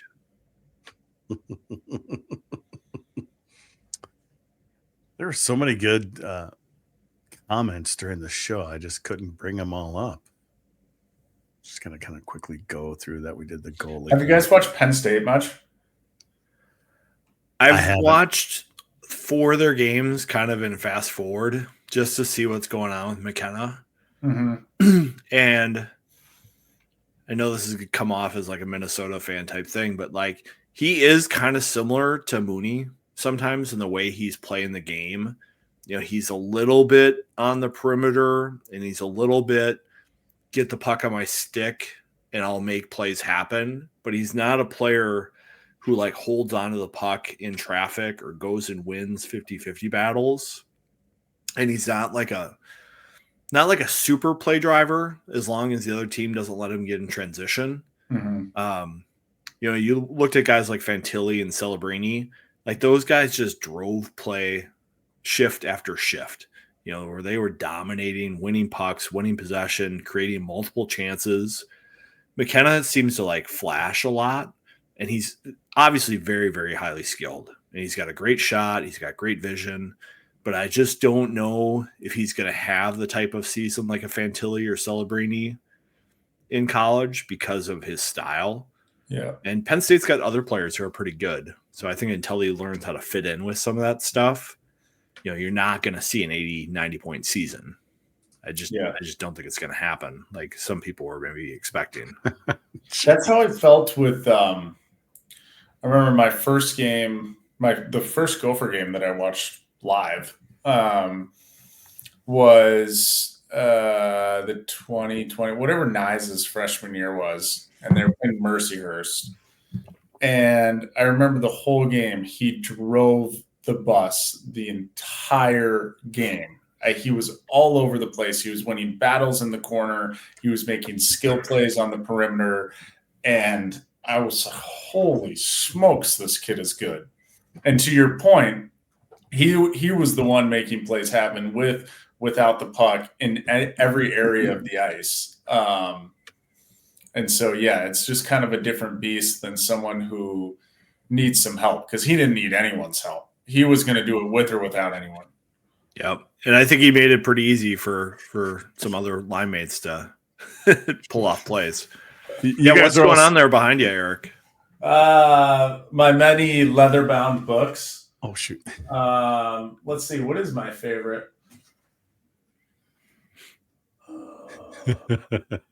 Boy. Hi, Sam. How you doing?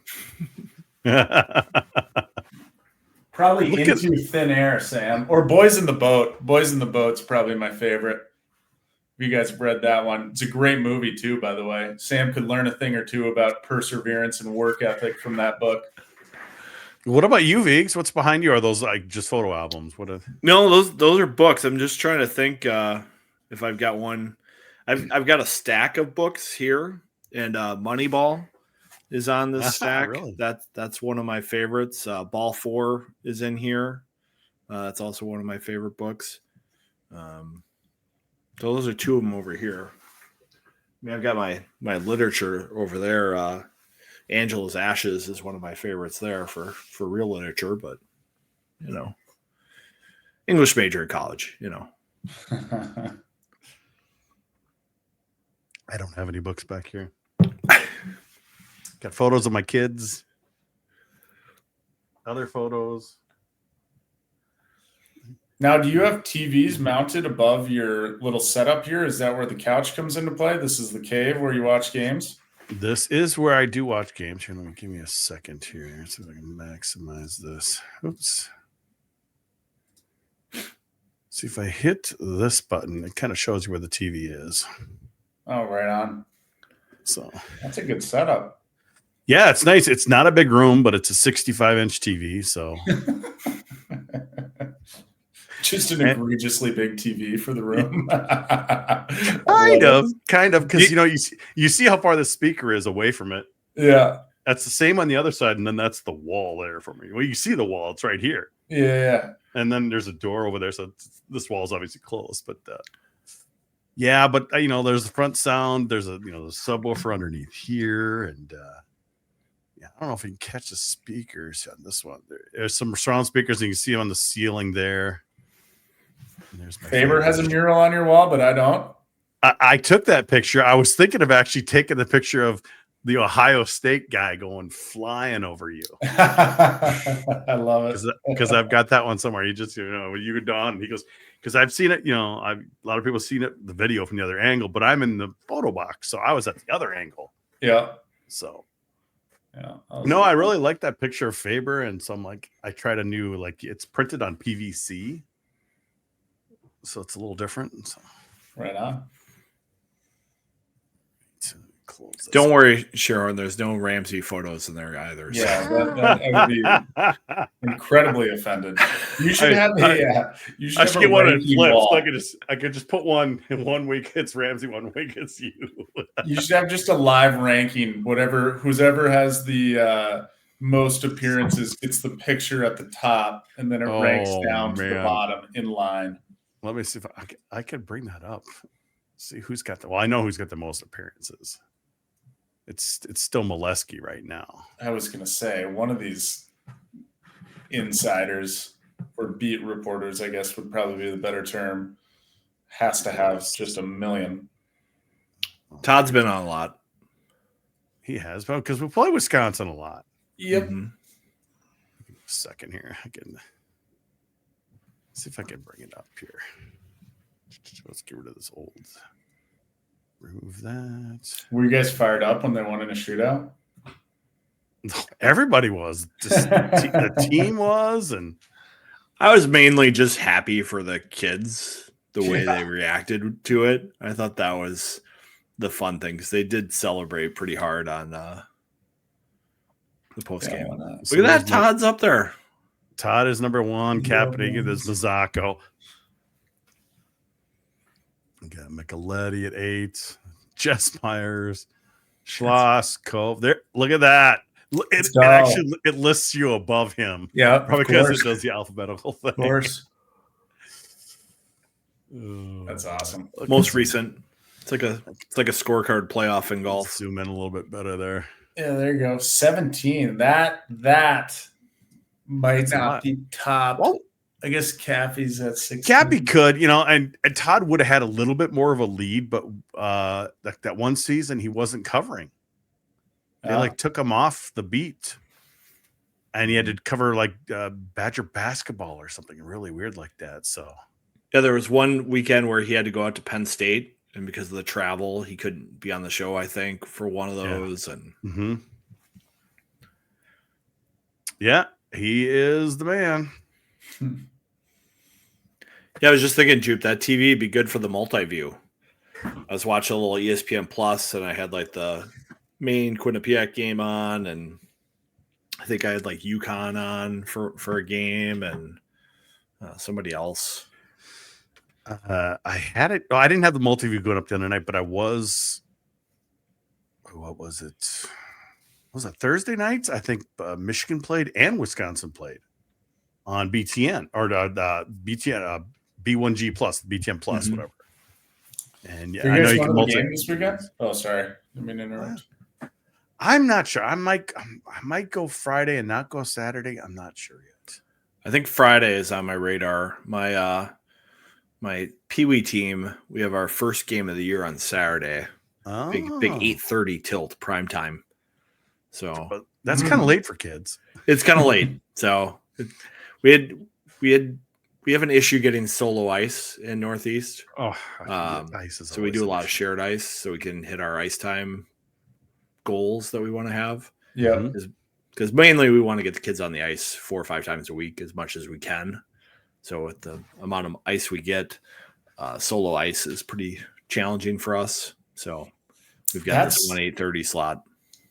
That's everyone though. I'm actually shocked by that. That's one of my new learnings I've had in being involved in some of these different associations with coaching or evaluating, is that no one has enough ice, and the amount of teams that have to go basically split ice the whole year is shocking to me in Minnesota. But I did hear that Wayzata's planning on building a new rink in the parking lot of Pick.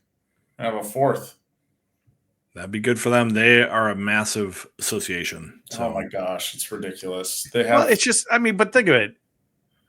It's because, you know, an entire town like Plymouth doesn't have a high school, or it's so weird. Wayzata's not a big place, Vigs. They have a lot of hockey players. They do have a lot of Well, that's I think they have like 7 Pee Wee teams. Yeah, they have 10 Bantam teams. Yeah. Where are they taking from, though? Are they taking from, is it Plymouth and like part of Golden Valley or something like that? Or I don't remember. That I don't know, but it's definitely Plymouth for sure. Yeah. But I've got a Wayzata on our yeah. schedule because they all that ice they have. So, but I do think with youth hockey, I am all about station-based practices. You would like to have a couple. It's almost like you want to have a combined practice with another equivalent age team, so you just can run full ice drills with more kids on the ice. Mm-hmm. You know, but I think for the most part, a lot of cross ice, small area games is great for development. You know, it's more touches and more competition and more battles and more thinking. On the big ice, you know, the best skaters usually pull away pretty quick. Yeah, they can go through everybody. So the full ice is good for them. Yeah, it's like the Scandinavian model, right? The Finns and the Swedes, they don't go full ice until way late. Yep. I always like to say, like, I want my half of the ice to have to be resurfaced, you know, every inch effectively to show that we had a good practice. Sure. I want all that ice used up during our skate. Sometimes you get a full ice, you're going to have pockets of the ice that don't really need a Zamboni. Yeah. Yep. So, Vigs, it was interesting this weekend. One of the referees was one of our referees in the Super Rink League. So a guy used to ref us. That used to ref us quite often, not all the time, but enough. Was one of the referees. He was the darker haired guy, making a lot of bad calls this weekend. And he was, and the thing is, you know, we talk to some of these refs, you know, in the Big Ten because, you know, they're just normal guys. This guy, I remember him kind of being a dick in the Super Rink. So I'm like, it wasn't the greatest. Oh, find it. You've got me Googling now. Oh, I'm trying to remember who were the two refs this weekend. It wasn't Sterling. It was the other guy. It was so Schmidt and Egan. Brandon Schmidt. Let me see. Brandon Schmidt and Sterling Egan. Brandon Schmidt. Oh, I'm going to type in hockey. I know that's a common name.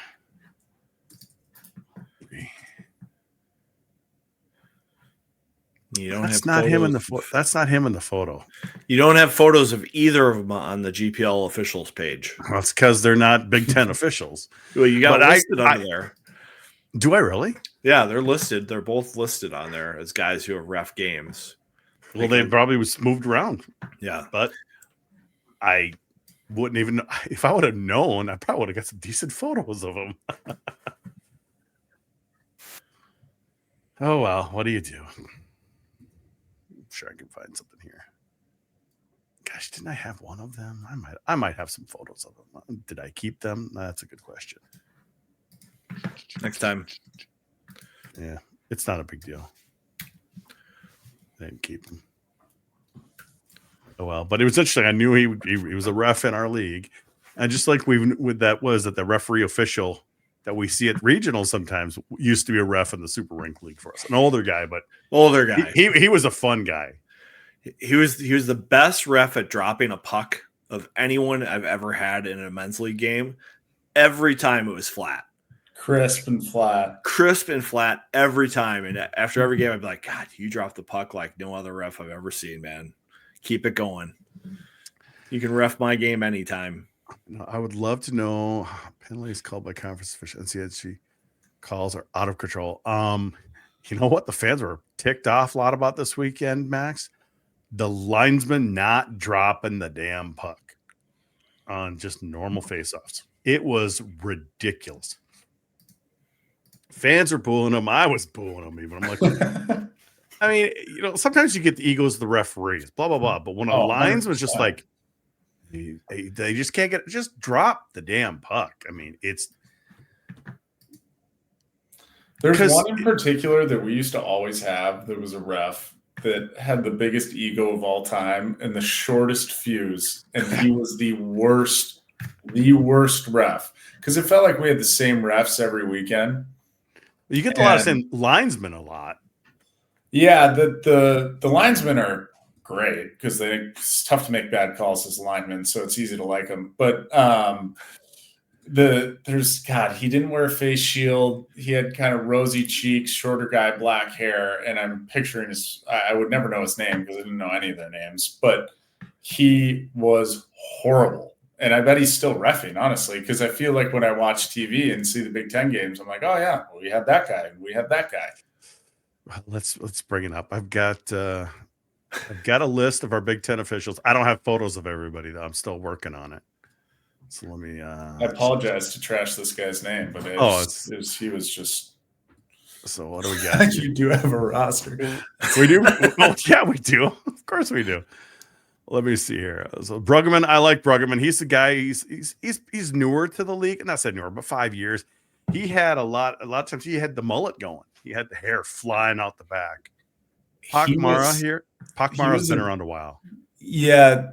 I didn't love him, but Bruggeman was a goalie coach at one of the first ever goalie camps I ever went to. Really? Yeah, at Shattuck. It's so funny. I remember seeing him because he started reffing. God, was he reffing me in the USHL? I can't remember. He might have been, but for sure towards the end of my college days. And I was like, is that you? You were like in high school when you were coaching me. It's kind of funny. I like Bruggeman. He's a good guy. Pakmar, I've never met. It's that guy. It's Colin Cronforst. Oh, that guy. I like Colin. Yeah, but honestly, now that you show Pakmara, he might have been disliked by us more than. Cronforst has done a lot of the big games, a lot of the Big Ten championships in recent years. Viggs, hasn't he? Mm-hmm. He came over and talked to me like I want to say during the Notre Dame series last year, the playoff. He came over and talked to me just before the game warmups, and someone got a picture of me just sitting there kind of BSing with him as he stopped over, and he's like, and they're like, oh, chatting with the enemy, huh? I'm like, a lot of these guys are just normal dudes. Yeah, like he's worked a lot of the Big Ten championship games the last 5 years. Yeah, you've got these numbers here. Yeah. Cronforst. So that's a championship game. He's done all of them. He's done that quite a bit of them. Schierhorn is by far and away the best. The linesman. Yeah, he's drink of water. Yep. I would like to know how tall he is. He's a great human. I felt like he did every single one of my games in Muskegon. And then as soon as I went to college, he felt like every single one of my games in college. Too. I think I've got photos of Schierhorn going back to 2013 in the Big Ten, like that first year of the Big Ten. Sure. He is out right now. He broke his ankle doing some wild practice scrimmages or something like that. I'm not sure what happened. Because I noticed after like week 2, I'm like, Jess told us that. Jess did tell us that, but I had just heard it. I heard it at the same time. I heard it that evening from, I think it was from who was it? Oh, Gabe. I heard it from Gabe right here. Gabe told me that he's out. He's hoping to be back in November. Yeah, because I think Jess said he finished the game. Oh yeah, like he kept reffing with a broken ankle. And then afterwards got it looked at and they put him in a boot. And said rest it for a while. Yeah. I think Sean Fernandez on this list, Gopher Game Notes had noted that the Gophers were like 0-6 for a while with him reffing games. Yes. A lot of penalties against the Gophers. Yes. Sean Fernandez was not popular. And Nicholas Bradshaw used to do a ton of games. People remember him because of his, his Movember. He's actually gone on. I think he did one ref game last year for Minnesota, but he's gone on to become a full-time ref in the CCHA. So not a linesman anymore. And he did the high school hockey championship game last year, Nicholas Bradshaw. So yeah, we've had this page up for a little while. I'm still collecting images. It's tough because we get a lot of repeats, so I don't get their photos. I've got a couple more photos I want to put in here because I've gotten some since then. Certainly feels like certain refs are more local to Minnesota for sure versus the Northeast and stuff. So especially with linesmen, yes. Yeah. I know you'll see Schierhorn will go to Wisconsin a lot. And sometimes Penn State, because I don't think Penn State has a lot of ref or linesmen. Cronforce is out of Chicago. So, do these guys have like other jobs? Mm-hmm.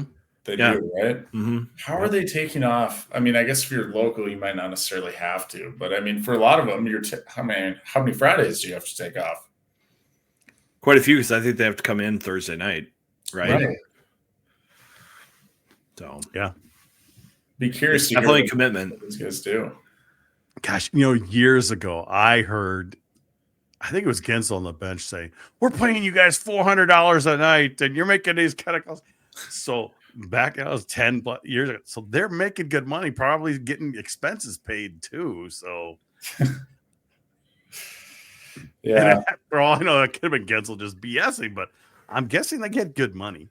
Yeah, I don't doubt it. They should, right? I mean, it's a huge commitment, and as Schloss was writing about, like the health coverage wasn't provided by the conferences either. They're independent contractors for all this stuff, and this has affected a recently retired referee who got injured in a Gopher game by Leo Gruba.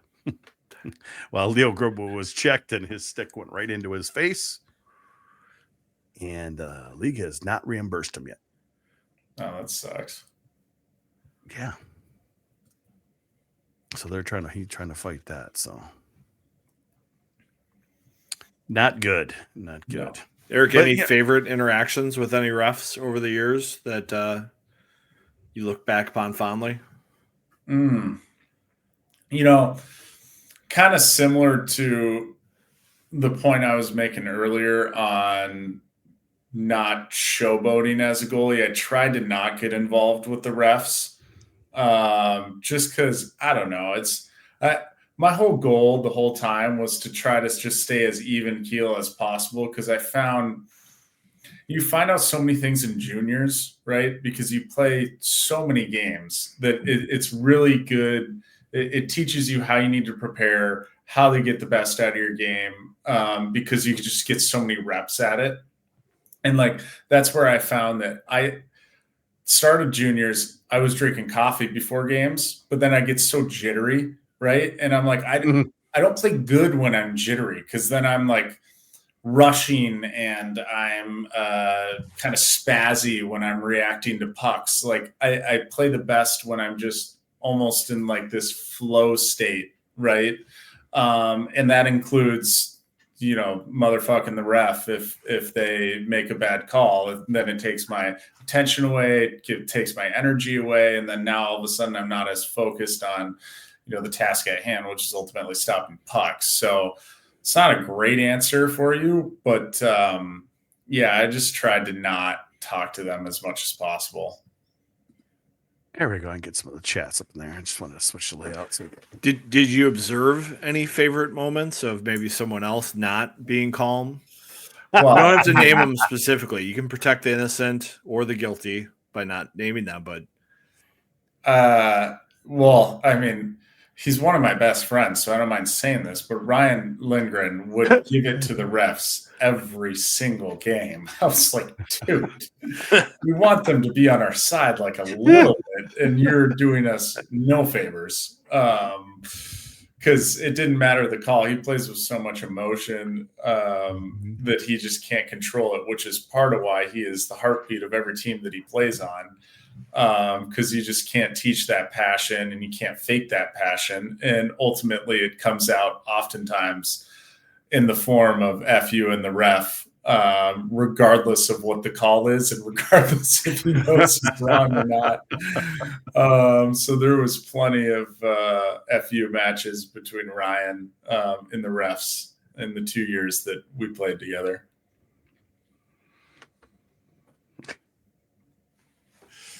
So. Yeah, you do see, like a lot of times the linesmen are coming over to take the puck out of your mitt or whatever, and it's probably why you have more connection with the linesmen, because they're always coming over, grabbing the puck or whatever. Yeah, and the linesmen are like the assistant coaches. The assistant coaches can be cool, right? They can be the fun guys. They can develop a relationship with you because they don't need to be the hardo and the disciplinarian, and so they can play like the fun uncle role, where they're never too serious. They're calling icings and offsides and like breaking up scrums. So, they're not calling the bad tripping penalty or the 5-minute major. So they can develop that relationship with you, which probably, I also do think he is a great guy, but Schierhorn, that's why we developed such a good relationship. And you see him walking in before every game. Hey, how's it going? Good. Or and before the games, chatting, catching up a little bit. So yeah, naturally, especially for goalies, you develop a way better relationship with the linesman than you do any of the refs. Yeah, Schierhorn, I can't wait till he gets back on the ice so I can give him a hard time. Yeah, I got to hear long legs. It's hard to get out of the way. Oh, is he 6'6"? He is so tall. He's always looking down at players. Yeah, no matter what. It's not like he's huge. He's a skinny little guy, but he's just so tall. He probably won't be looking down to Rombach. It might be eye to eye. Maybe eye to eye.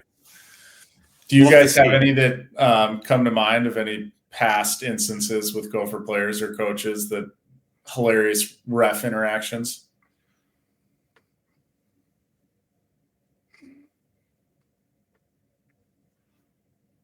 Not that I can think of, really. I don't think I've identified them like ref to coach, like exactly, because you're always guessing from a distance, like what's going on. Sure. Like you don't know how heated it is. I watched this. There's this website called the Coaches Site, and they do all these presentations about how to coach and how to develop skills and philosophy of coaching. And one of the guys recently talked about Motzko after the regional last year, about how he went after the refs after they lost, and just talking about, the reason a coach would do that, protecting his team, forming that bond with them by protecting them. Not my philosophy on how to handle reffing and mistakes like that, because it's out of your control. You can't control it. But, they just showed the other side of it. So I think, unless you are there to see the interaction, it's hard for me to have these great memories exactly of coaching interactions, because you're just guessing what's going on. Yeah. And half the time it's just a standard FU match, honestly. There's really nothing more to it. It's just the coach giving it to the ref, and in some cases the ref giving it back. And that's the extent of it. Like, it's a pretty standard heated argument. I think the only one that really stands out to me was one time Don Lucia got the ref to realize he made a mistake in the rule interpretation, and he got the call overturned. Right on. Because he asked the ref to explain to him like what happened and like what did you see? Explain it to me. How'd you make your call? And the ref like explained it to him, and Don actually was like correcting him on the rule and said, actually, I think it's like this. Aren't I right? And the ref was like, oh, you're right. My bad. I'm going to go to the other bench and explain it. And I feel like it was like Michigan Tech or something. Yeah. And so he had to go over, I think it was like Mel Pearson. He had to explain to Mel Pearson why he messed up the call. And then he comes back to Don, and Don's like, all right, thank you. I finally won an argument against the ref. The one time in his life. But you could totally see the ref go, oh, God, I got to go tell the other coach what I screwed up on. Yeah. That was the only one. Viggs, this question here. remember. Can someone explain to me the rules of inadvertent substitution? Did you catch that when you watched the replay? I think it was I think when the goalie comes off, you have to wait for the goalie to get all the way to the bench before you get on the ice. If you get on the ice before the goalie gets to the bench, that's inadvertent. I think And what they blow it complicated dead. this is that the puck came by the bench at the same time. Because there was a group of people in front of the UND bench and Minnesota bench, and the puck came by while the goalie was trying to get off. And I think that's why people were the goalie has to get off before the player comes on. So if the goalie's True. still on the ice and the player comes on, that's but if the puck down. hits a UND player at the same, I think that's why all four of them got together and talked about it, because they're supposed to be really strict on coming on the ice before the goalie gets off. That's supposed to be a really strict call. You're supposed to blow it dead. So yeah, because it would have evened things up and like if too many men, because that's what we were all trying to figure out. What the heck? Yeah, too many men is like you've got 6 players on the ice that think they should be on, or someone's not off and they play the puck. But the goalie substitution thing is the thing where they just blow it dead. They don't call too many men on that usually. I think it's just a Big whistle. Ten officials elevated for their performance. Well, we know that officials are sent down when they play bad, because we never saw the referee pair after that UMass loss last year. Well, if you're They a were good replaced. official, you get extra games in the playoffs, and you get nominated to play or ref the regionals in the Frozen Four. So theoretically, the best officials of the year get to work the Frozen Four. The best officials in the conference for the year get to work the Big Ten championship game. Throughout the year, there's a lot of regional assignments for people, to make the games happen. But once you get in that playoff games, the best are supposed to keep reffing. And I think, if you're not a very good ref, you don't become a league official, because they just drop you from the rotation, throughout the year. And that's essentially what happened to what Steve's asking. Do they get face discipline? I'm like, those refs never saw the ice again last season. So in the playoffs. I don't know what they're doing now. So they're probably back in their league again, and they're getting evaluated again, because I think that crew had worked a Frozen Four in the past. So like they were thought highly of to get that opportunity. So I'm curious to know and get both your opinions. I've always liked the idea that if 2 teams from the same league are in a Frozen Four or even title game, they should get their own league's refs.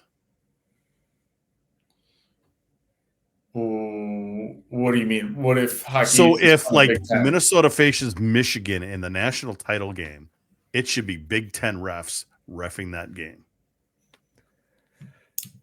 Yeah, I mean, I don't hate it, right? Because naturally, you'd think, well, you'd hope that the reffing is relatively the same across the board, but there's obviously going to be tweaks in how different officiating crews ref it, and if the Big Ten has identified a certain crew as the best crew, yeah, I mean, why not? I guess. I mean, to me, it makes sense because the teams know what to expect from the refs. Right. Because and right now, like if you know what works 10, and what doesn't work, how to communicate with them, they've got a rapport, that type of thing. Because if you have a Big Ten team and an NCHC team, and then you have a Hockey East crew reffing the game, no one really quite knows what to expect until the game's underway. That's always the big thing. It's like you've got to adjust to the refs a little bit throughout the game and figure out what's a penalty. Right. Or how much, what are they going to let go in front of the net? I totally agree. It would make a lot of sense. I don't know. It's just that's always kind of been in my head for years. Like, same conference, put a conference ref in there. Eric, do you ever remember coaches talking about officials going into games now that we're on this officiating rant? They're like, hey, watch out for this ref. He likes to call this, or watch out for Colin Cronforst. Careful playing pucks, or freezing pucks at a certain spot, or Yeah, it was more a feeling, to Choop's point, of like, hey, this guy doesn't take well, so you got to criticism or getting yelled at, so you got to stay off this ref, or he's going to have a quick trigger into the box kind of thing. There was never much of this guy, hates stick penalties or likes to call stick penalties more so than the next. It was really how to handle them, because they're humans, right? And you approach conversations with different people differently based on their personality. And it's no different than the refs, right? Some people can and will take as much crap as anyone, and others will not. And I feel like that's the same with the NHL too, to an extent. Like you hear about, especially for the more veteran refs, like Wes McCauley is one that obviously gets a lot of face time and is well known. And it's like, hey, you stay away from him, partly because he's a vet, but also partly because he doesn't take anything, and he'll give you a 10, no problem. Andrew Carlson should have been all WCHA crews in Columbus when all 4 WCHA teams were in the Frozen Four. Right. Yeah, I just kind of feel bad because, quite a few times we've had 2 teams, WCHA or Big Ten, get into the Frozen Four, and we're not going to see any Big Ten refs. Right. Yeah, I'm sure, the refs, they want to work the big games. That's a resume builder for them too. I had friends who reffed high school football in Minnesota, and like to ref a prep bowl at like the Metrodome or US Bank Stadium, you would work another like state tournament game where they'd send out evaluators to watch you ref. And if you passed that review, you were on the list the next year for the prep bowl. So like they knew that they were being evaluated. So they're like really into running a good game for the state tournament and trying to get everything right and not have any mistakes. And that's one of the way the high school league did it for that. I wonder how they do the hockey tournament, because I think it's refs who don't call penalties get to work those games. Well, Nick Bradshaw called the state title game last year. Yeah, the high school league likes a rough game it's at the end of the year. I am not a big fan of that at all. It's a completely different game than it's so much stick work. You just got to play through it. Apparently, I remember a kid getting into. I think it was what was the controversial A tournament game where they thought somebody won the state championship and then it wasn't a goal and they came back and started playing again. That was the WCHA Mankato versus. Well, yeah, that too. Or are you talking about high school? There was a high school game where that happened. There's a high school game that happened, and in that game, for the team that won, one of the players hooked a kid by the neck, and nothing was called. Yeah, I can understand missing it, but if somebody's hooked by the neck and it's obvious, and the other referee sees it, can a linesman say, can they stop play? And well, if they're going to call it a major, right? Linesmen can call majors. Is that a major? Intent to injure, decapitate. I don't think it was Monticello, but it wasn't Monticello, but it was Hermantown. I don't know. I remember. I think I've got that video out there somewhere, maybe on the YouTube channel. So, Eric, are you getting into coaching? I heard this about evaluations and helping out with associations. Are you working at Mega? What do you got going on? Yeah, I kind of bounce around, primarily with Attitude Goaltending, which is Pete Smarge's company. Okay, you guys know who Pete Smarge is? Mm-hmm.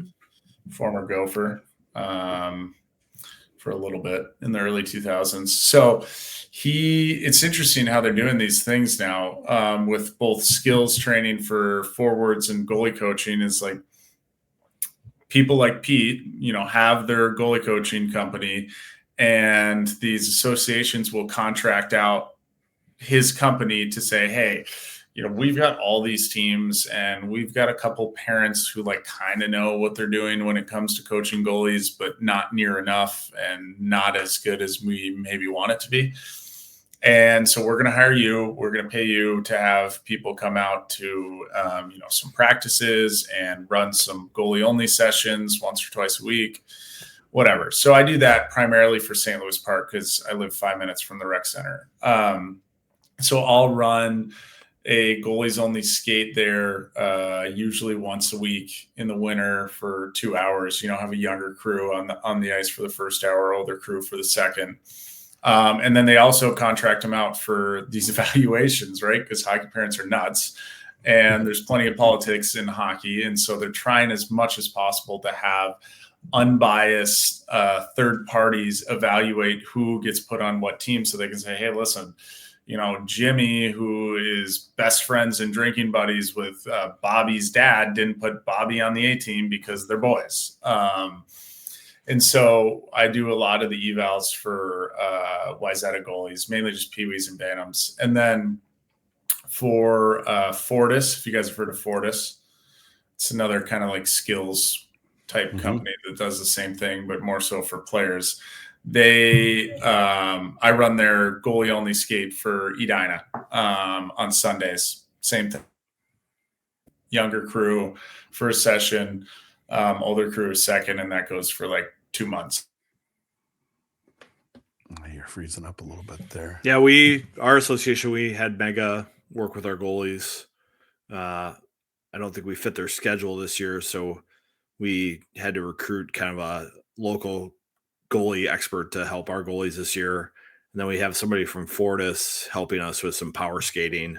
We do these skills nights where we have all of our teams come through the rink once every 2 or 3 weeks, and everyone gets instruction from all the coaches, hopefully, during that night. So he has completely frozen. Can you still hear us, Eric?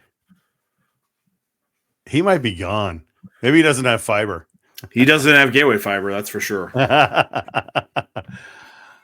Oh, Max here. Talking about how excited the Gophers for Carter Casey. Yeah, he's having quite the year up there. Oh, yeah, we lost him. He lost his connection. It happens.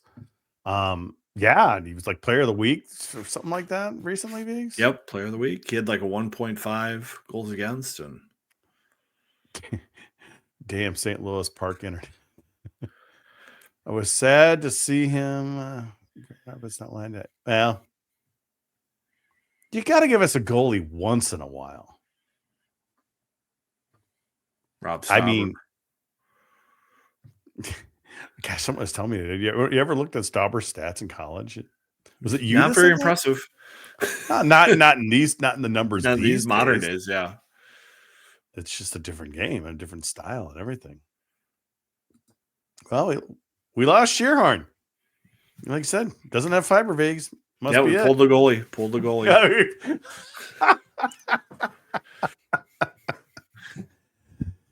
So for those of you, I have been doing a lot of little updates to GPL. I'll get a lot of stats on the sites now. NCAA stats, Gopher stats. It's updated automatically, which takes a huge burden off of me because I got sick of manually updating everything. So please check that out when you can, because we're finally like getting data from services that automatically update things. So if something changes, it'll be reflected on the site, or because it never fails that all of a sudden I'd look at somebody's stat and all of a sudden they've got one less assist or they've got one more assist. And how am I supposed to know? Well, these automatic systems will check for you. So sure to check those out. The Gopher stats are all updated, and national stats. It's kind of nice. Let me see if I can bring one up here. One last plug here for Duluth.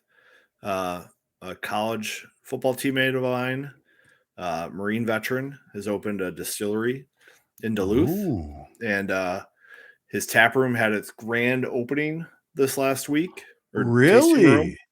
So this K. Evans blended rye is my favorite bottle that he has right now that he's offering. So if you're in Duluth, check out Duluth Whiskey Project. It's right over by Bent Paddle and OMC Smokehouse. This rye is delicious. It's the go-to pour for them. Nice little bottle with Kevin's sweet face on here. Big lovable guy. Is this the guy I met? We stayed in his house. Okay, that's what I thought. I wasn't. Yep. I just didn't remember. It was a while ago, so I didn't remember his name. So I know you talked about that. We drank a lot of his booze that night. yeah, the rye, very good. Look at that. Looks nice. Very nice. Let me see if I can do this here. So they distilled some of it. They sourced some of it too. So it's a blended whiskey. There's a little bit of brandy in here too. So Kevin's he knows what he's doing, right, Jupe? You've seen his whiskey shelf. There was a lot of whiskey there. There was a lot of whiskey there. So he's tasted a lot, so he knows the palate of. So yeah, I've been adding stats like this, team stats going all the way across. Let's say, okay, like I said, I think Michigan's like 40 goals this year. There it is, 40 goals, only 7 goals against. Now, if you wanted to, you could check. Who's the biggest team? Cornell's the biggest team with weight. Who's the tallest team? I mean, we've got all these stats in here. Massachusetts at 6'2" average. Geez, that's a big team, Pigs. Oh, we got all the skater stats. There's a Serato. Penn State leading the league with 15 points. So, just so Steve knows, Kevin's been distilling since 2013. Ooh, so he's been doing it for a while, and he's been holding stuff back. So just so you know, I had to plug that. Oh no, it's all good. I'm plugging things too. Just saying, we got all this stuff, and the stats are being updated. I love it. It just makes it a lot. I could have never done national stats before, and then you see the highlights of Minnesota players. Brody Lamb tied for 17th in scoring and whatnot, goalie stats and whatnot. There's our goalies. And all this is faster than like any other place you can go, really. I think for these stats. Yeah, because it's getting them live from various places. Obviously, it takes a little while to load some of the stuff because there's a lot of data here. So some of the teams has only 2 power play goals so far. Vigs, got to work on that. Yeah, I think it's coming. That Leo Gruber one, kind of should count. Yeah, it doesn't technically count, but yeah, we got all he said some team stats here. So obviously the Gopher stats from time on ice. Do you have block shots on here? I would have to look. I don't think they have that. Okay, because I think John Whipple leads the nation in block shots, according to my sources, and the Gophers I think might lead the nation in shots. I might have to look at that. As you can see, we're kind of victim to data. Look, as they've kind of got Luke Middlestead's data entered weird. So whenever that updates, that's out of our control. I'm not going to manually change it. So I think they even had the goalie records wrong too at one point because it shows Nathan Airy with 2 ties and he's only got 1. So, but that's what the national stats will say. So they're all going to be like that. So check out the stats. We got a lot of stuff up there. I see Eric texted me. He blames it. He blames it on AWS crash. A lot of people this week. Yep. I will laugh at him. Sometime we pulled the goalie. Oh, jeez. That's kind of loud. All right, Biggs, you got anything else? It's kind of no. It should be a fun weekend. Always good with this schedule that the Gophers have going this year. So can't wait for and then we're in the league play. Let's go. Yeah, Wisconsin. That'll be a big series. So be good to hear from Todd after this weekend how they're doing. Who does Wisconsin have this weekend?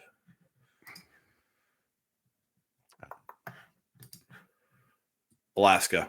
Not going to learn a lot. They have which Alaska or is in Fairbanks or Anchorage? Is Alaska just still considered Fairbanks now? They just this is the Nanooks. Yeah, they've dropped the Fairbanks. They just call themselves Alaska, kind of like Omaha. Mm-hmm. They're not Nebraska Omaha anymore. Yeah. What do you do? All right, Big, should we call it quits here? Yeah, sounds good. I think we could do that. It looks like Yep. we'll see you on Friday. I'll probably go to Friday. I'm not sure on Saturday yet. So Yeah, come to Friday. A few drinks, have a few laughs. bring a pizza. Bring a pizza. Bring a pizza for Pizza Friday weeks. Yeah, one of these days I'll do that when I have a little more time. When you have time, when your kids are out of the house. When they can drive. And I'm not coaching them all the Oh time. gosh. I can just go to games. I don't have to go to all the practices. I did a lot of driving for gymnastics. It was insane. I do love it. It's fun. So But man, every challenge. it did get a little bit when my daughter's like, I don't want to get my license. I'm like, please get your I think my parents were I'm happier. sick of driving you. Yeah, I think my parents were happier than I was when I got my license because I played all kinds of stuff. So, all right, folks, you guys all have a good night. We'll catch you next week.